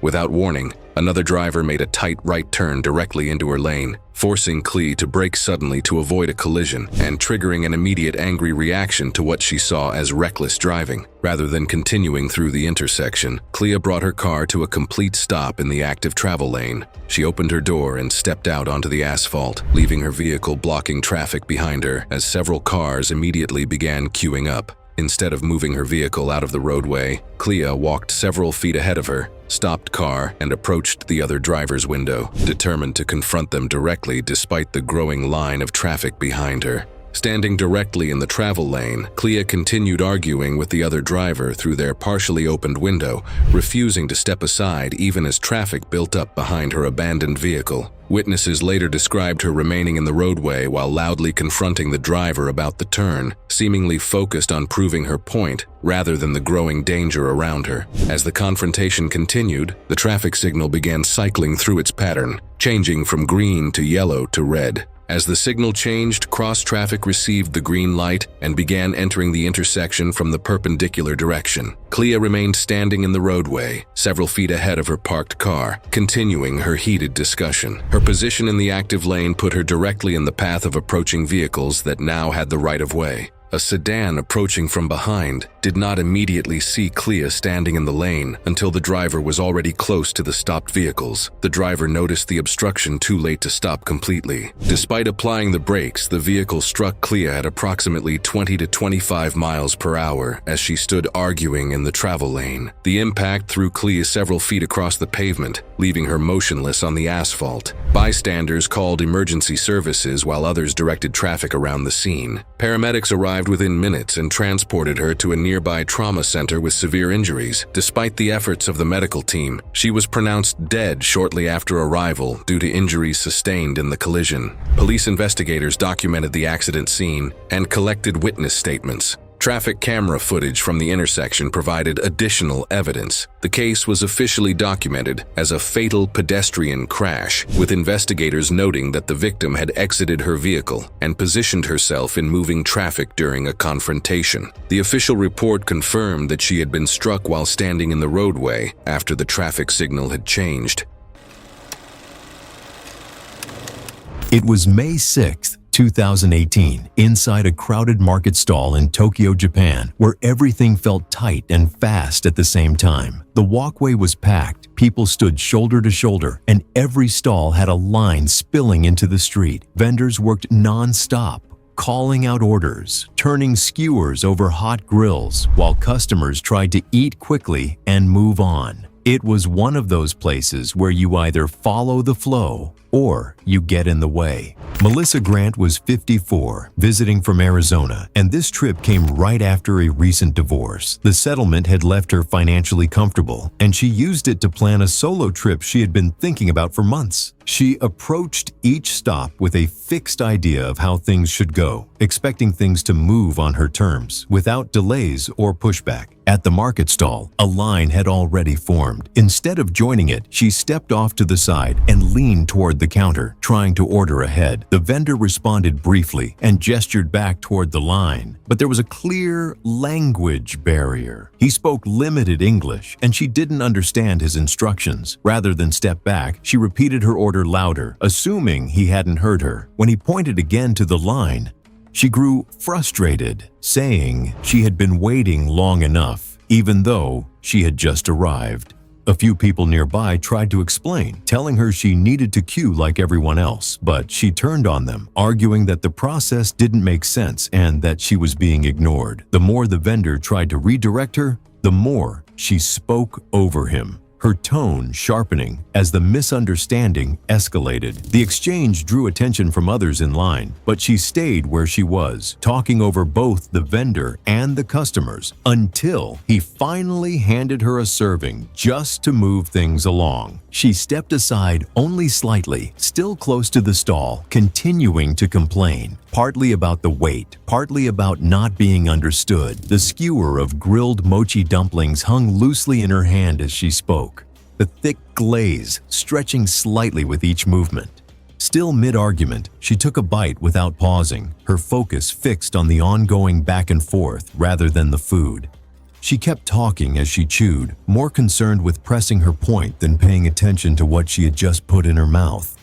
If you've ever had mochi, you know it's not something you rush. It's thick, stretchy, and it needs time to break down. But she didn't give it that time. She chewed briefly, then swallowed too early, and at first it just felt off, like it wasn't going down properly. Her expression shifted slightly, not panic yet, more irritation, like something didn't feel right, and she tried to swallow again, expecting it to fix itself. But nothing moved. Her hand went to her throat and her breathing started to change, becoming shorter and tighter. She coughed once, then again, trying to force it out, but the mochi didn't break apart. It stayed intact, blocking her airway more completely with each second. People nearby began to notice, and someone asked if she was okay, but she didn't respond clearly. Instead, she made a quick, dismissive motion with her hand, like she was brushing it off, like she didn't need help, even though her body was already showing otherwise. Her coughing became weaker, her posture shifted, and the way she moved made it clear something was wrong. That was when someone stepped in. A man moved behind her and tried to help, pulling her slightly forward and attempting abdominal thrusts. The first attempt didn't work, and when he tried again, there was still no change. The mochi held its shape, refusing to break apart or move. By then, her body was starting to give out. Her knees bent, her strength dropped, and within seconds, she collapsed forward. People caught her before she hit the ground and lowered her carefully while someone nearby called emergency services. Another attempt was made to clear the blockage, but nothing changed. By the time paramedics arrived, several minutes had already passed. They took over immediately, working to restore her breathing, but there was no response. She was rushed to a nearby hospital where she was pronounced dead shortly after arrival.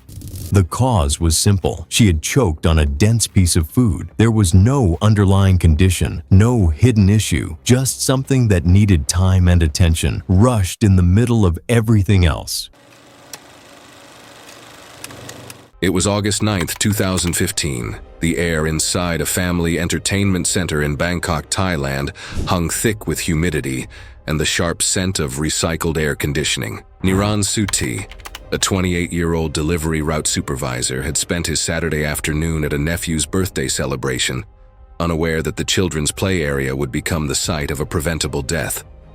Niran worked for a regional beverage distribution company, managing delivery schedules across Bangkok's commercial districts.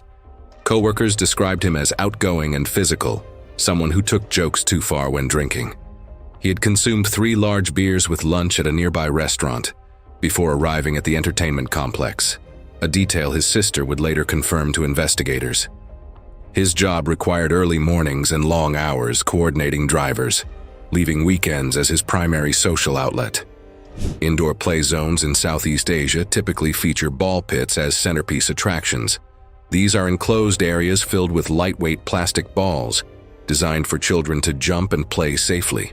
Standard safety guidelines recommend pit depths between 24 and 36 inches, and in this installation the balls rested above a rigid plastic base with minimal cushioning beneath. The pits create an illusion of soft landing zones, but the shallow depth and firm foundation pose serious risks for adult body weight. That afternoon, Niran arrived at the party around 2:30 in the afternoon. visibly intoxicated according to multiple witnesses. The entertainment center's ball pit measured roughly 12 feet by 15 feet, filled with approximately 24 inches of multicolored plastic balls, resting directly on a hard plastic base. Warning signs posted in Thai and English prohibited adult entry, maximum capacity limits, and diving. Staff members were occupied with another birthday group in the arcade section, and no staff member had been assigned to actively supervise the play structure when Niran began joking loudly about jumping in. His sister told him to stop, but Niran was already climbing onto the perimeter ledge. Other parents watched but did not intervene, assuming he would step down. The ball pit appeared deceptively deep from surface level, the colorful balls concealing the shallow depth and hard base beneath. Without further warning, CCTV footage showed Niran launching himself headfirst from the elevated edge. The impact was immediate and devastating. His skull struck the rigid plastic base through the thin layer of balls. His body weight, approximately 180 pounds, drove him down with full force. He did not surface or move after entry. His torso sank face down into the balls, chest compressed against the unyielding foundation. The position prevented his ribcage from expanding, limiting his ability to breathe normally. Children continued playing around and on top of him, unaware a man lay dying beneath them for approximately 15 minutes. The balls shifted back into place after the dive, concealing his body beneath the surface. His dark clothing blended with the dim lighting inside the pit. The party area was separated from the play zone by a glass wall and filled with loud music from an adjacent celebration, further delaying recognition that something was wrong.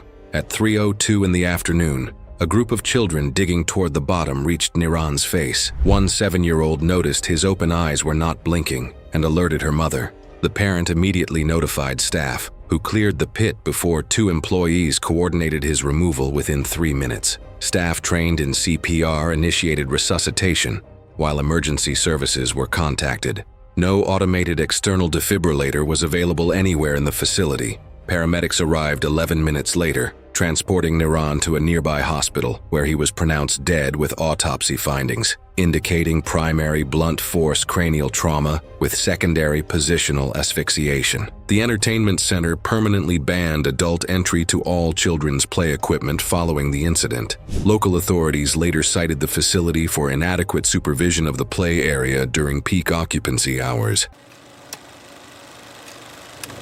It was March 14, 2016, when the bright arena lights illuminated the polished hardwood court of a mid-sized sports facility in the American Midwest. The evening air carried the familiar sounds of a packed house, sneakers squeaking against the floor, and the growing murmur of anticipation from nearly 8,000 spectators. 27-year-old Zula Gragg arrived at the venue 3 hours before tip-off, his usual routine as an event operations assistant.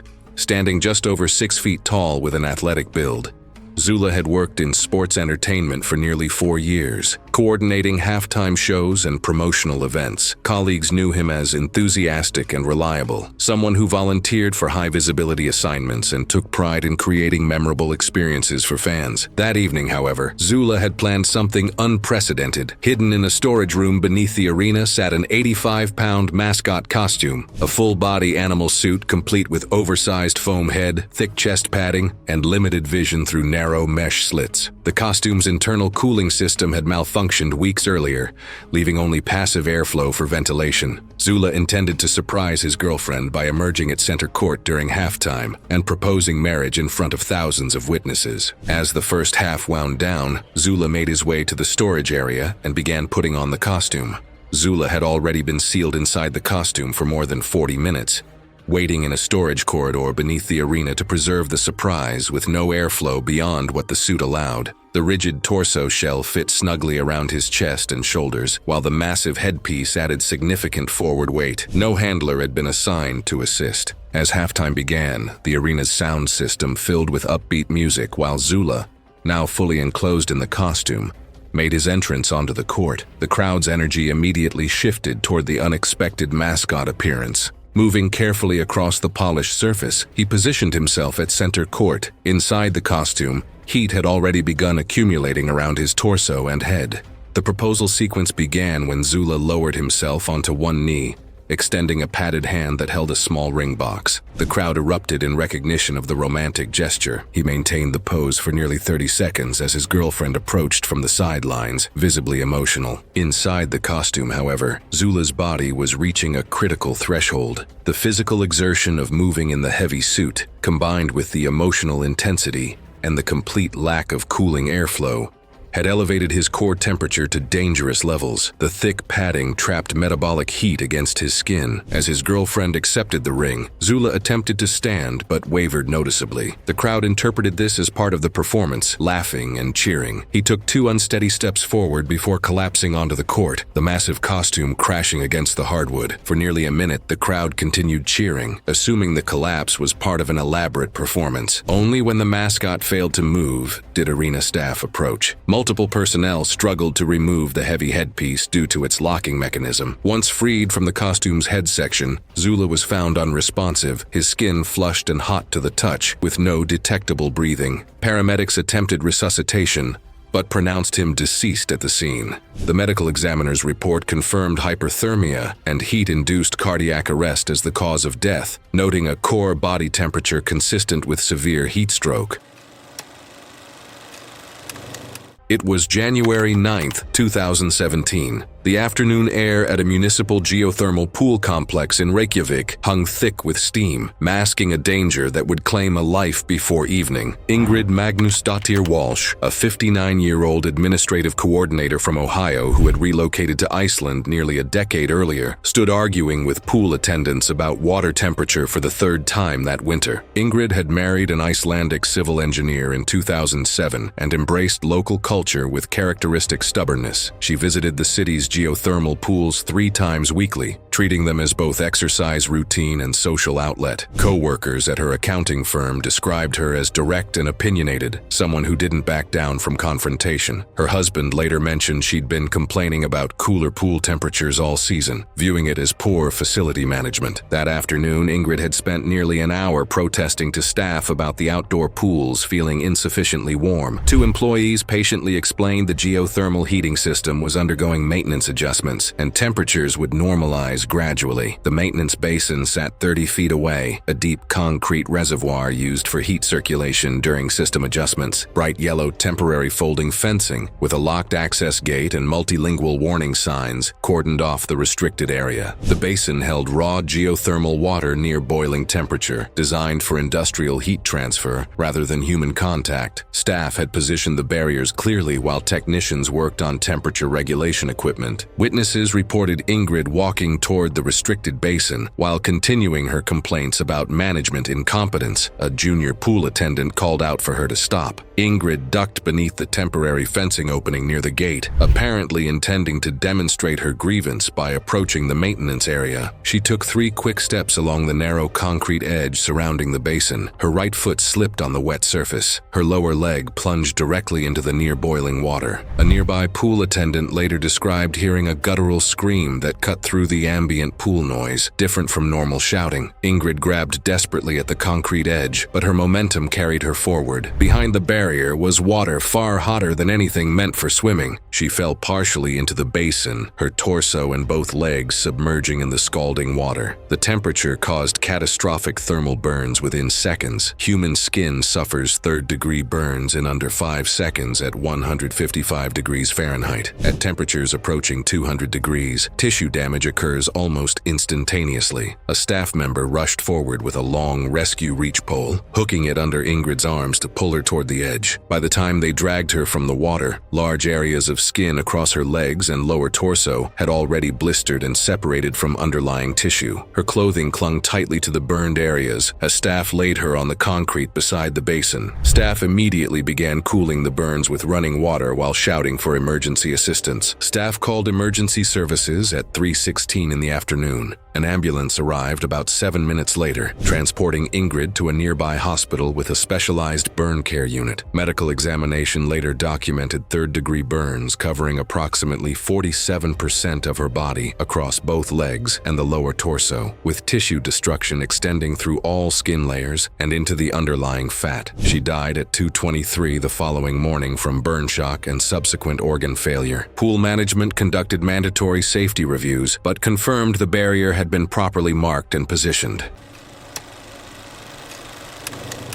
It was January 23, 2018, and Minneapolis was locked in the kind of winter that makes the whole city feel smaller. Temperatures had been fluctuating for weeks, freezing, then briefly thawing, then freezing again. That cycle is exactly what makes ice unpredictable. And it's what had been happening at a small neighborhood pond on the city's south side. The surface looked solid from the bank, but the signage at the water's edge told a different story. Kelly Spuff was 39. She worked in office administration, structured, routine-driven, used to things making sense. People who knew her said she pushed back when she felt she was being told what to do unnecessarily. She had the day off and went out for a walk to clear her head after a frustrating week, needing to feel in control of something small. She wasn't reckless in the usual sense, but when challenged, she had a tendency to push, to prove the point instead of stepping back. She arrived at the pond already in that mindset, looking for space, not a confrontation. The thin ice signs were clearly posted. A man nearby with 2 young children noticed her approaching the edge and warned her directly. He told her the ice wasn't safe. She paused just long enough to register it, then kept going, like the warning didn't apply to her, like it was something she could personally assess and dismiss. Near the shoreline, the ice was white and opaque,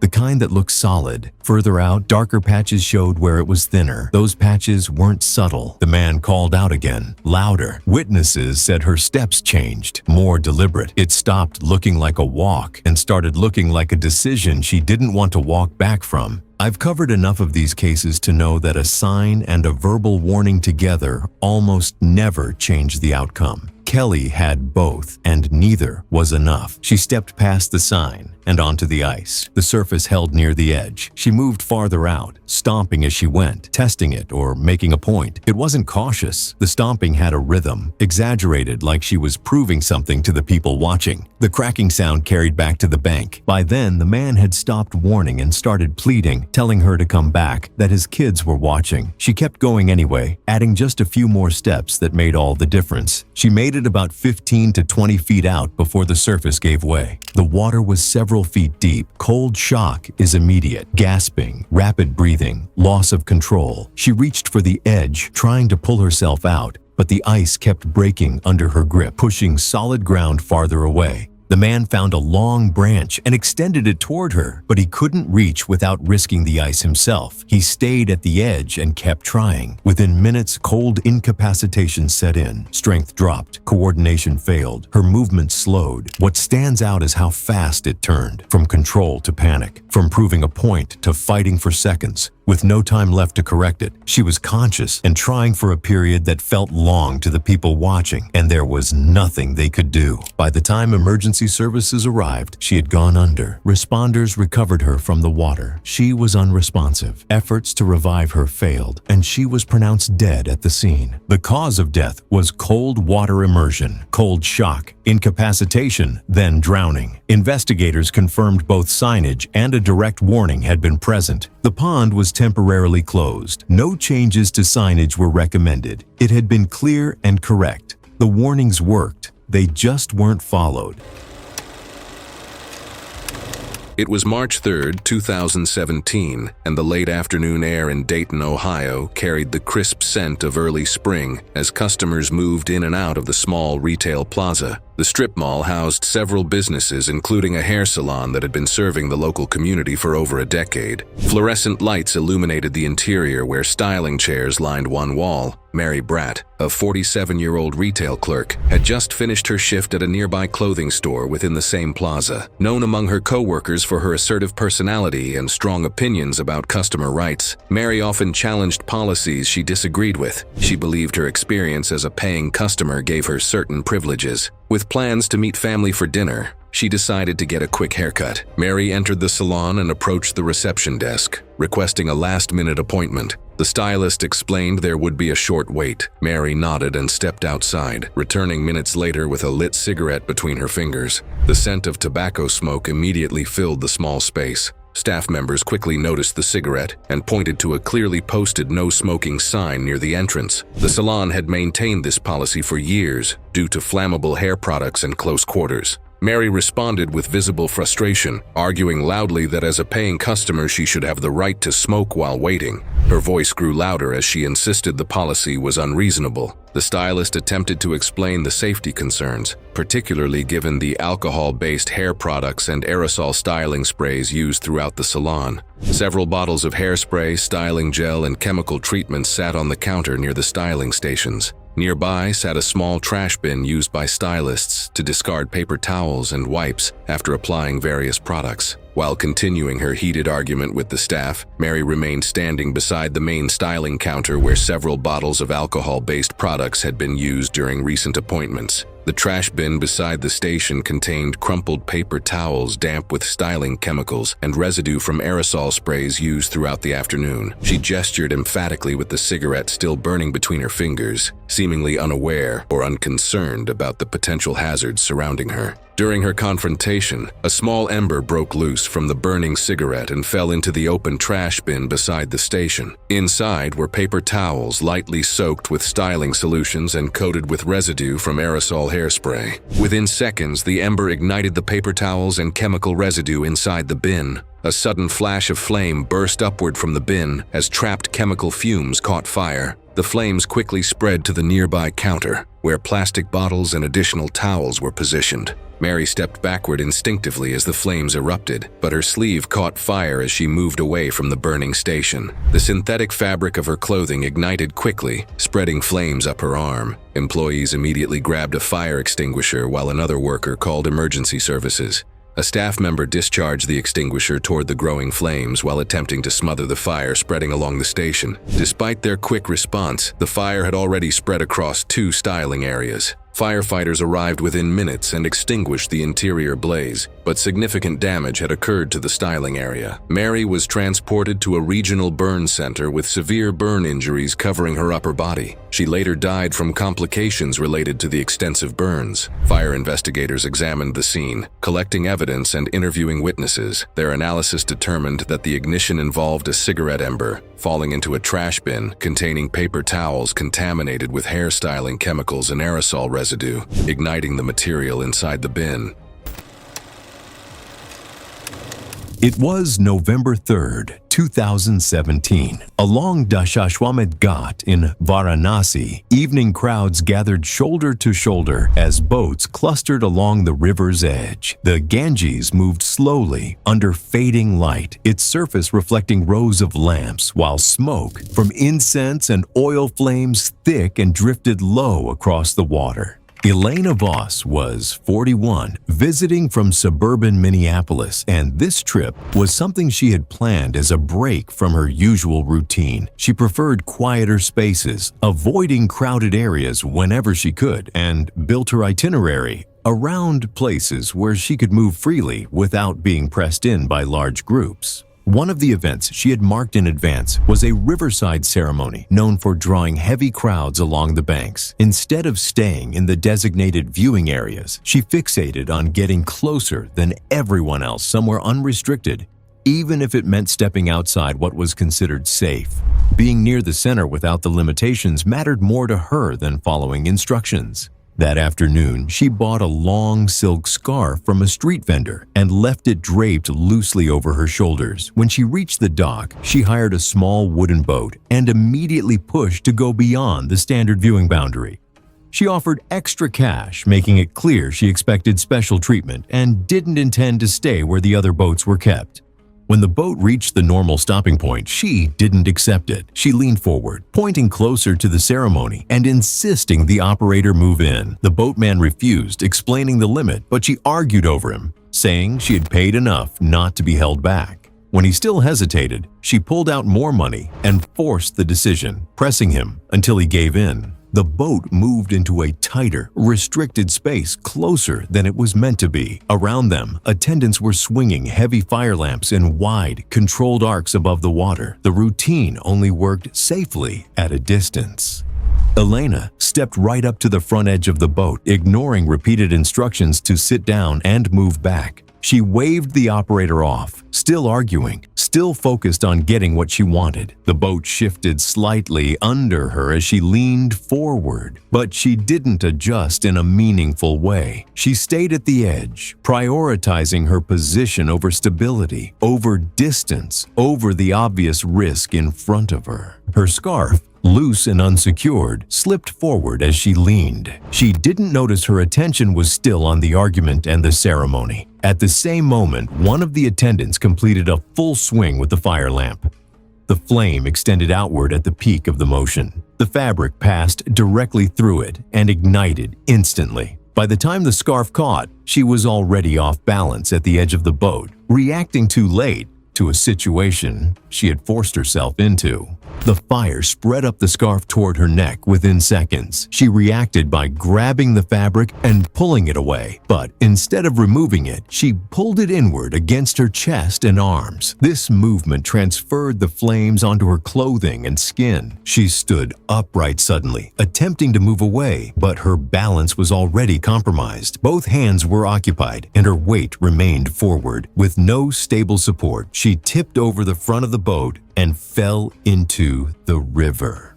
The water extinguished the flames immediately. The boatmen and nearby attendants pulled her out within seconds. She remained conscious but was in visible distress with burns on her face, neck, and arms. She was laid on the boat floor while emergency assistance was called. She was transported from the river to a nearby medical facility as quickly as possible. During transport, her breathing became increasingly restricted. Shortly after arrival, she lost consciousness. Medical examination later confirmed burns covering more than half of her body. However, the primary cause of death was not external burn damage. Heat exposure caused severe swelling within her airway, progressively restricting airflow until breathing was no longer possible. She was pronounced dead later that night.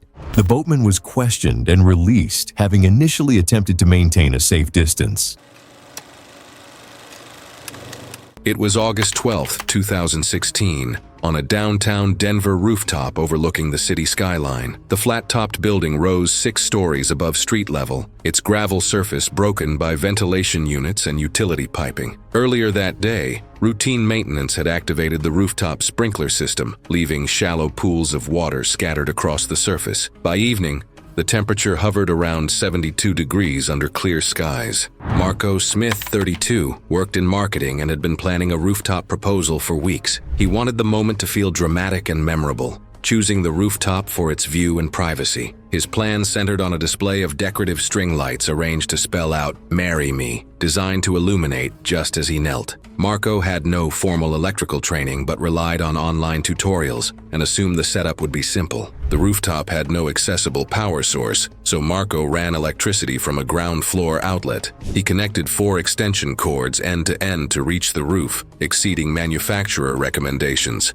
The cords were designed for indoor use, not outdoor exposure. During setup, one cord developed a visible crack in its insulation after being stepped on repeatedly. Marco noticed the damage but continued assembling the display. A power strip was placed near the center of the arrangement, resting directly on the rooftop surface. Marco did not use ground fault circuit interrupter protection, and he did not elevate the connections above the wet gravel. By early evening, water from the sprinklers had pooled near the power strip and cable junctions. Elena Rodriguez arrived just before nightfall, guided to the rooftop by rose petals arranged along the stairwell. Friends and family positioned themselves nearby to record the proposal. Marco waited until Elena stood in the center of the rooftop display before activating the lights. As he reached down to connect the final plug, the power strip sat partially submerged in standing water. When Marco's fingers made contact with the wet plug, electrical current passed through the exposed wiring. His hand involuntarily clamped around the plug as muscle contraction locked his grip. His other hand, braced against the damp gravel, completed the electrical circuit through his torso. Witnesses saw Marco stiffen and collapse as the current disrupted his heart's rhythm. He fell backward onto the rooftop surface, unresponsive and not breathing. After several seconds, the electrical circuit was broken when the extension cord was pulled free. Marco remained unconscious. His heart had entered ventricular fibrillation, a lethal arrhythmia caused by electrical shock. Bystanders initiated emergency response measures while waiting for first responders.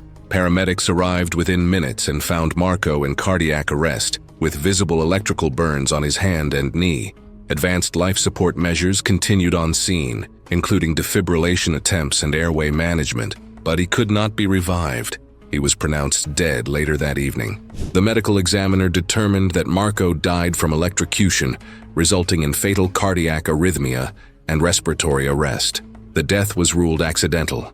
Investigators identified multiple contributing hazards: indoor rated extension cords used outdoors, damaged insulation, excessive daisy chaining of power cords, an ungrounded power strip placed in standing water, and the absence of ground fault circuit protection. The rooftop lighting display never illuminated. The proposal never took place. It was July 2, 2017. The concrete pathways at a regional water park in central Ohio were slick with chlorinated water and sunscreen residue as afternoon temperatures pushed past 92 degrees. Kevin Mardo, a 19-year-old from a suburb outside Columbus, stood in the queue for the park's main log flume attraction. Kevin had a documented history of ignoring posted safety rules during outings. Former teachers and part-time supervisors had previously noted repeated incidents involving him entering restricted areas and trying to bypass normal ride procedures rather than waiting his turn. One relative later told investigators Kevin had joked earlier that afternoon that he didn't need to wait in lines and could find quicker ways onto rides.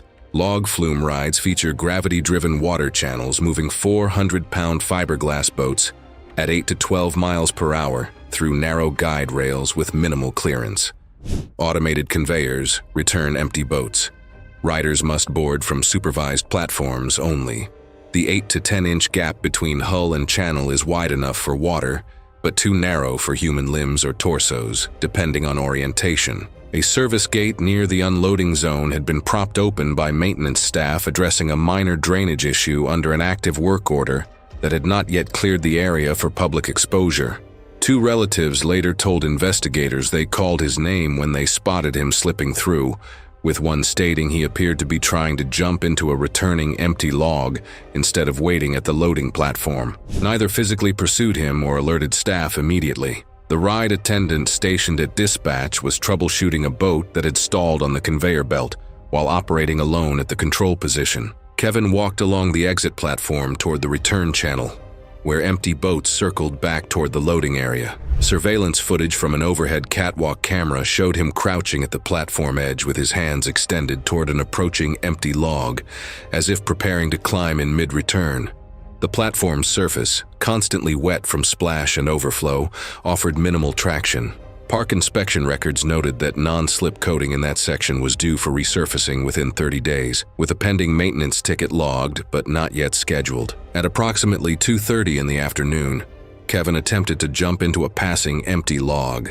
His right foot slipped on the wet fiberglass edge. He fell backward into the water-filled trough, landing on his left side and rotating partially onto his back. The following log, weighing 400 pounds and traveling at 9 miles per hour, had already been dispatched into the return channel seconds earlier, after ride spacing tightened during the earlier conveyor delay. The current pushed Kevin sideways until his left shoulder and upper torso became pinned at an angle between the boat's bow and a protruding concrete guide flange. A maintenance worker on an overhead catwalk heard shouting and looked down to see Kevin's arms flailing above the waterline. He immediately radioed the control booth. The boat continued forward under water current and residual conveyor momentum. The emergency stop was triggered, but momentum carried the boat several feet further along the guide rail. Before deceleration fully halted movement, a second log that had already entered the zone advanced from behind, increasing pressure at the contact point. Kevin's movement stopped. Park rescue personnel, stationed at the first aid building 200 yards away, were notified at and reached the scene in approximately 5 minutes. Responders secured electrical lockout procedures and manually winched both boats backward, using ride rescue equipment to access Kevin. He showed no pulse and displayed massive crush injuries to his chest and abdomen when extracted. The county medical examiner determined death resulted from traumatic asphyxiation and internal hemorrhaging. It was June 22, 2019, at a family compound in rural northern India. The afternoon was warm and the compound was active. A large gathering was planned for that evening and preparations had been underway since midday. Food had been arranged, roles had been assigned, and one chicken had already been selected and set aside for the meal. The compound was full of people moving between tasks. It was a busy afternoon with no room for disruption. Ravi Kumar was 18. He was known within the family as quick to act and capable with his hands, but also impatient and reluctant to admit fault when things went wrong. He had grown up on the compound and was familiar with how things worked. He understood responsibility and he understood what the evening meant to the family. He had been given a straightforward task that afternoon. While handling the chicken, he lost control of it. It flapped free, cleared the low wall at the back of the compound, and dropped into the irrigation well behind the property. And this is where it starts, not with a dangerous decision, just an 18-year-old who made a mistake and did not want to say so out loud. The well was deep, narrow, and stone-lined, with stagnant water at the bottom. It had been part of the compound for years and was not considered a hazard in everyday use. From above, it appeared dark and still, with no noticeable smell. What was not visible was the condition of the air below. Decomposition in the stagnant water had reduced oxygen levels, creating an oxygen-deficient environment. There were no visible signs or detectable odors, and anyone descending would not immediately recognize the danger until their breathing became affected. And this is the part I find deeply unsettling. Ravi looked over the edge. The chicken was visible at the water surface below, flapping weakly. The problem landed on him immediately and completely. The chicken had been selected and accounted for. The gathering that evening depended on the preparations going as planned. Every person in the compound knew what had been set aside and why. It had been his mistake and he knew it. Voices from the compound carried clearly from only a short distance away. Help could have been called without difficulty. Someone with rope, someone to hold a line from above, someone to assist. All of it was within reach. Ravi did not call for help. Calling for help meant explaining what had happened. Explaining what had happened meant standing in front of the family on the evening of a gathering and admitting that he had lost the chicken down the well through carelessness. I kept coming back to this part. Most people have been 18, made a mistake, then wondered if they could fix it before anyone noticed. That instinct is human. It just shouldn't have let him down that well. He found a rope and lowered it into the well. He did not secure it to anything fixed above. He did not fasten it around his body. He did not tell anyone what he was doing or where he was going. No one was positioned at the surface to hold the line, monitor the descent, or assist if something went wrong. He began climbing down alone, hand over hand, feet braced against the damp stone wall. The wall was uneven and wet. As he descended, his footing slipped on the stone surface. He lost his grip and fell the remaining distance into the water below. The fall was short, but the landing was disorienting, and he went partially under before regaining the surface. He attempted to stabilize himself in the water. Within moments, his breathing became strained. The sensation was not pain. It was difficulty drawing a full breath, a heaviness that came on without a clear cause. Soon after, his coordination began to fail. His limbs did not respond the way they should. The oxygen-deficient air at the bottom of the well was already affecting his system. He had no way of identifying the cause from inside it. He called out. His sister was nearby in the compound when she heard him call out. She went to the well and looked down, seeing him in the water below, moving irregularly and clearly in distress. She read it as a fall followed by panic, unaware the air below was the real danger. There was no smell or visible sign from the surface. From her perspective, he needed to be reached immediately. She climbed down after him using the same rope, with no one above to hold it and no awareness of the air condition below. I find this hardest to process. She was not being reckless. She was being a sister. She saw her brother struggling and she went in after him. She reached him. There was no secured line and no one above to pull them out. Shortly after, her breathing became strained and her coordination began to fail, just as his had. Both were now in the same confined space, partially submerged in oxygen-deficient air, with no one aware of what was happening. By the time other family members arrived at the well, both Ravi and his sister were unresponsive inside it. Recovery of both required careful approach from above. Both were pronounced dead at the scene. The cause of death was recorded as asphyxiation in an oxygen-deficient confined space, compounded by water exposure and the inability of either individual to exit the well unassisted. Investigators confirmed that Ravi had entered the well alone without securing the rope or informing anyone. His sister had followed, unaware that the environment itself was the danger. The well remained unchanged following the incident. Deep, narrow, stone-lined, and poorly ventilated. Guess what? The chicken was later recovered from the well. And that is the one that stays with me. The chicken started all of this, and in the end it was still there. It was May 10th, 2016, and Tucson, Arizona was already running hot. Daytime temperatures in the desert push well past 95 degrees by midday in late spring. And on this particular afternoon, the air was dry and still.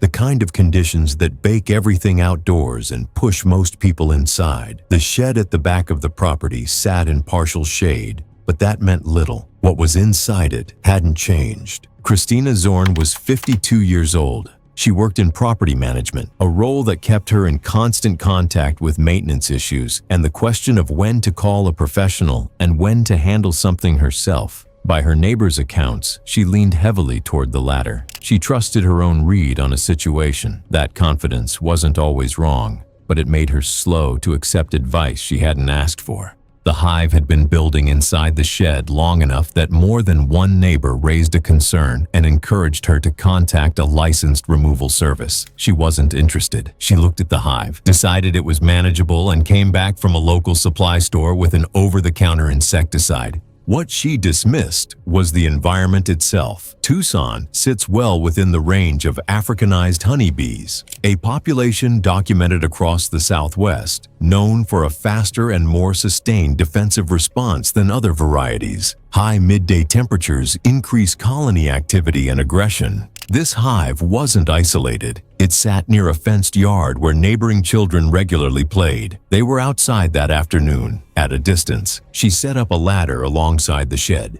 climbed up with the insecticide, and began spraying the hive directly. She had no protective gear, no face covering, no gloves, no long sleeves. Nothing between her skin and the colony. The response was immediate. A large number of bees emerged and began stinging. The areas hit first were her face, neck, and arms, all exposed, all unprotected from the start. The natural response in that situation is to get down and move away. She didn't. She kept spraying, which extended her time in the swarm and prolonged the disturbance to the colony. The stings continued to accumulate. At some point, she dropped the can and lost her footing, coming down hard at the base of the shed. I don't know why I fixate on her hands, but I do. My own mother was the same way, always had to finish what she started, even when it was clearly going wrong. I'd watch her struggle with jammed windows, burnt cookies, broken vacuum cleaners, never asking for help. The fall wasn't from a dangerous height on its own, but the swarm didn't stop when she landed. Witnesses in the yard next door reported the bees continuing to attack for a period before gradually dispersing. The mechanism that kills in mass envenomation cases isn't always an allergic reaction, it's volume.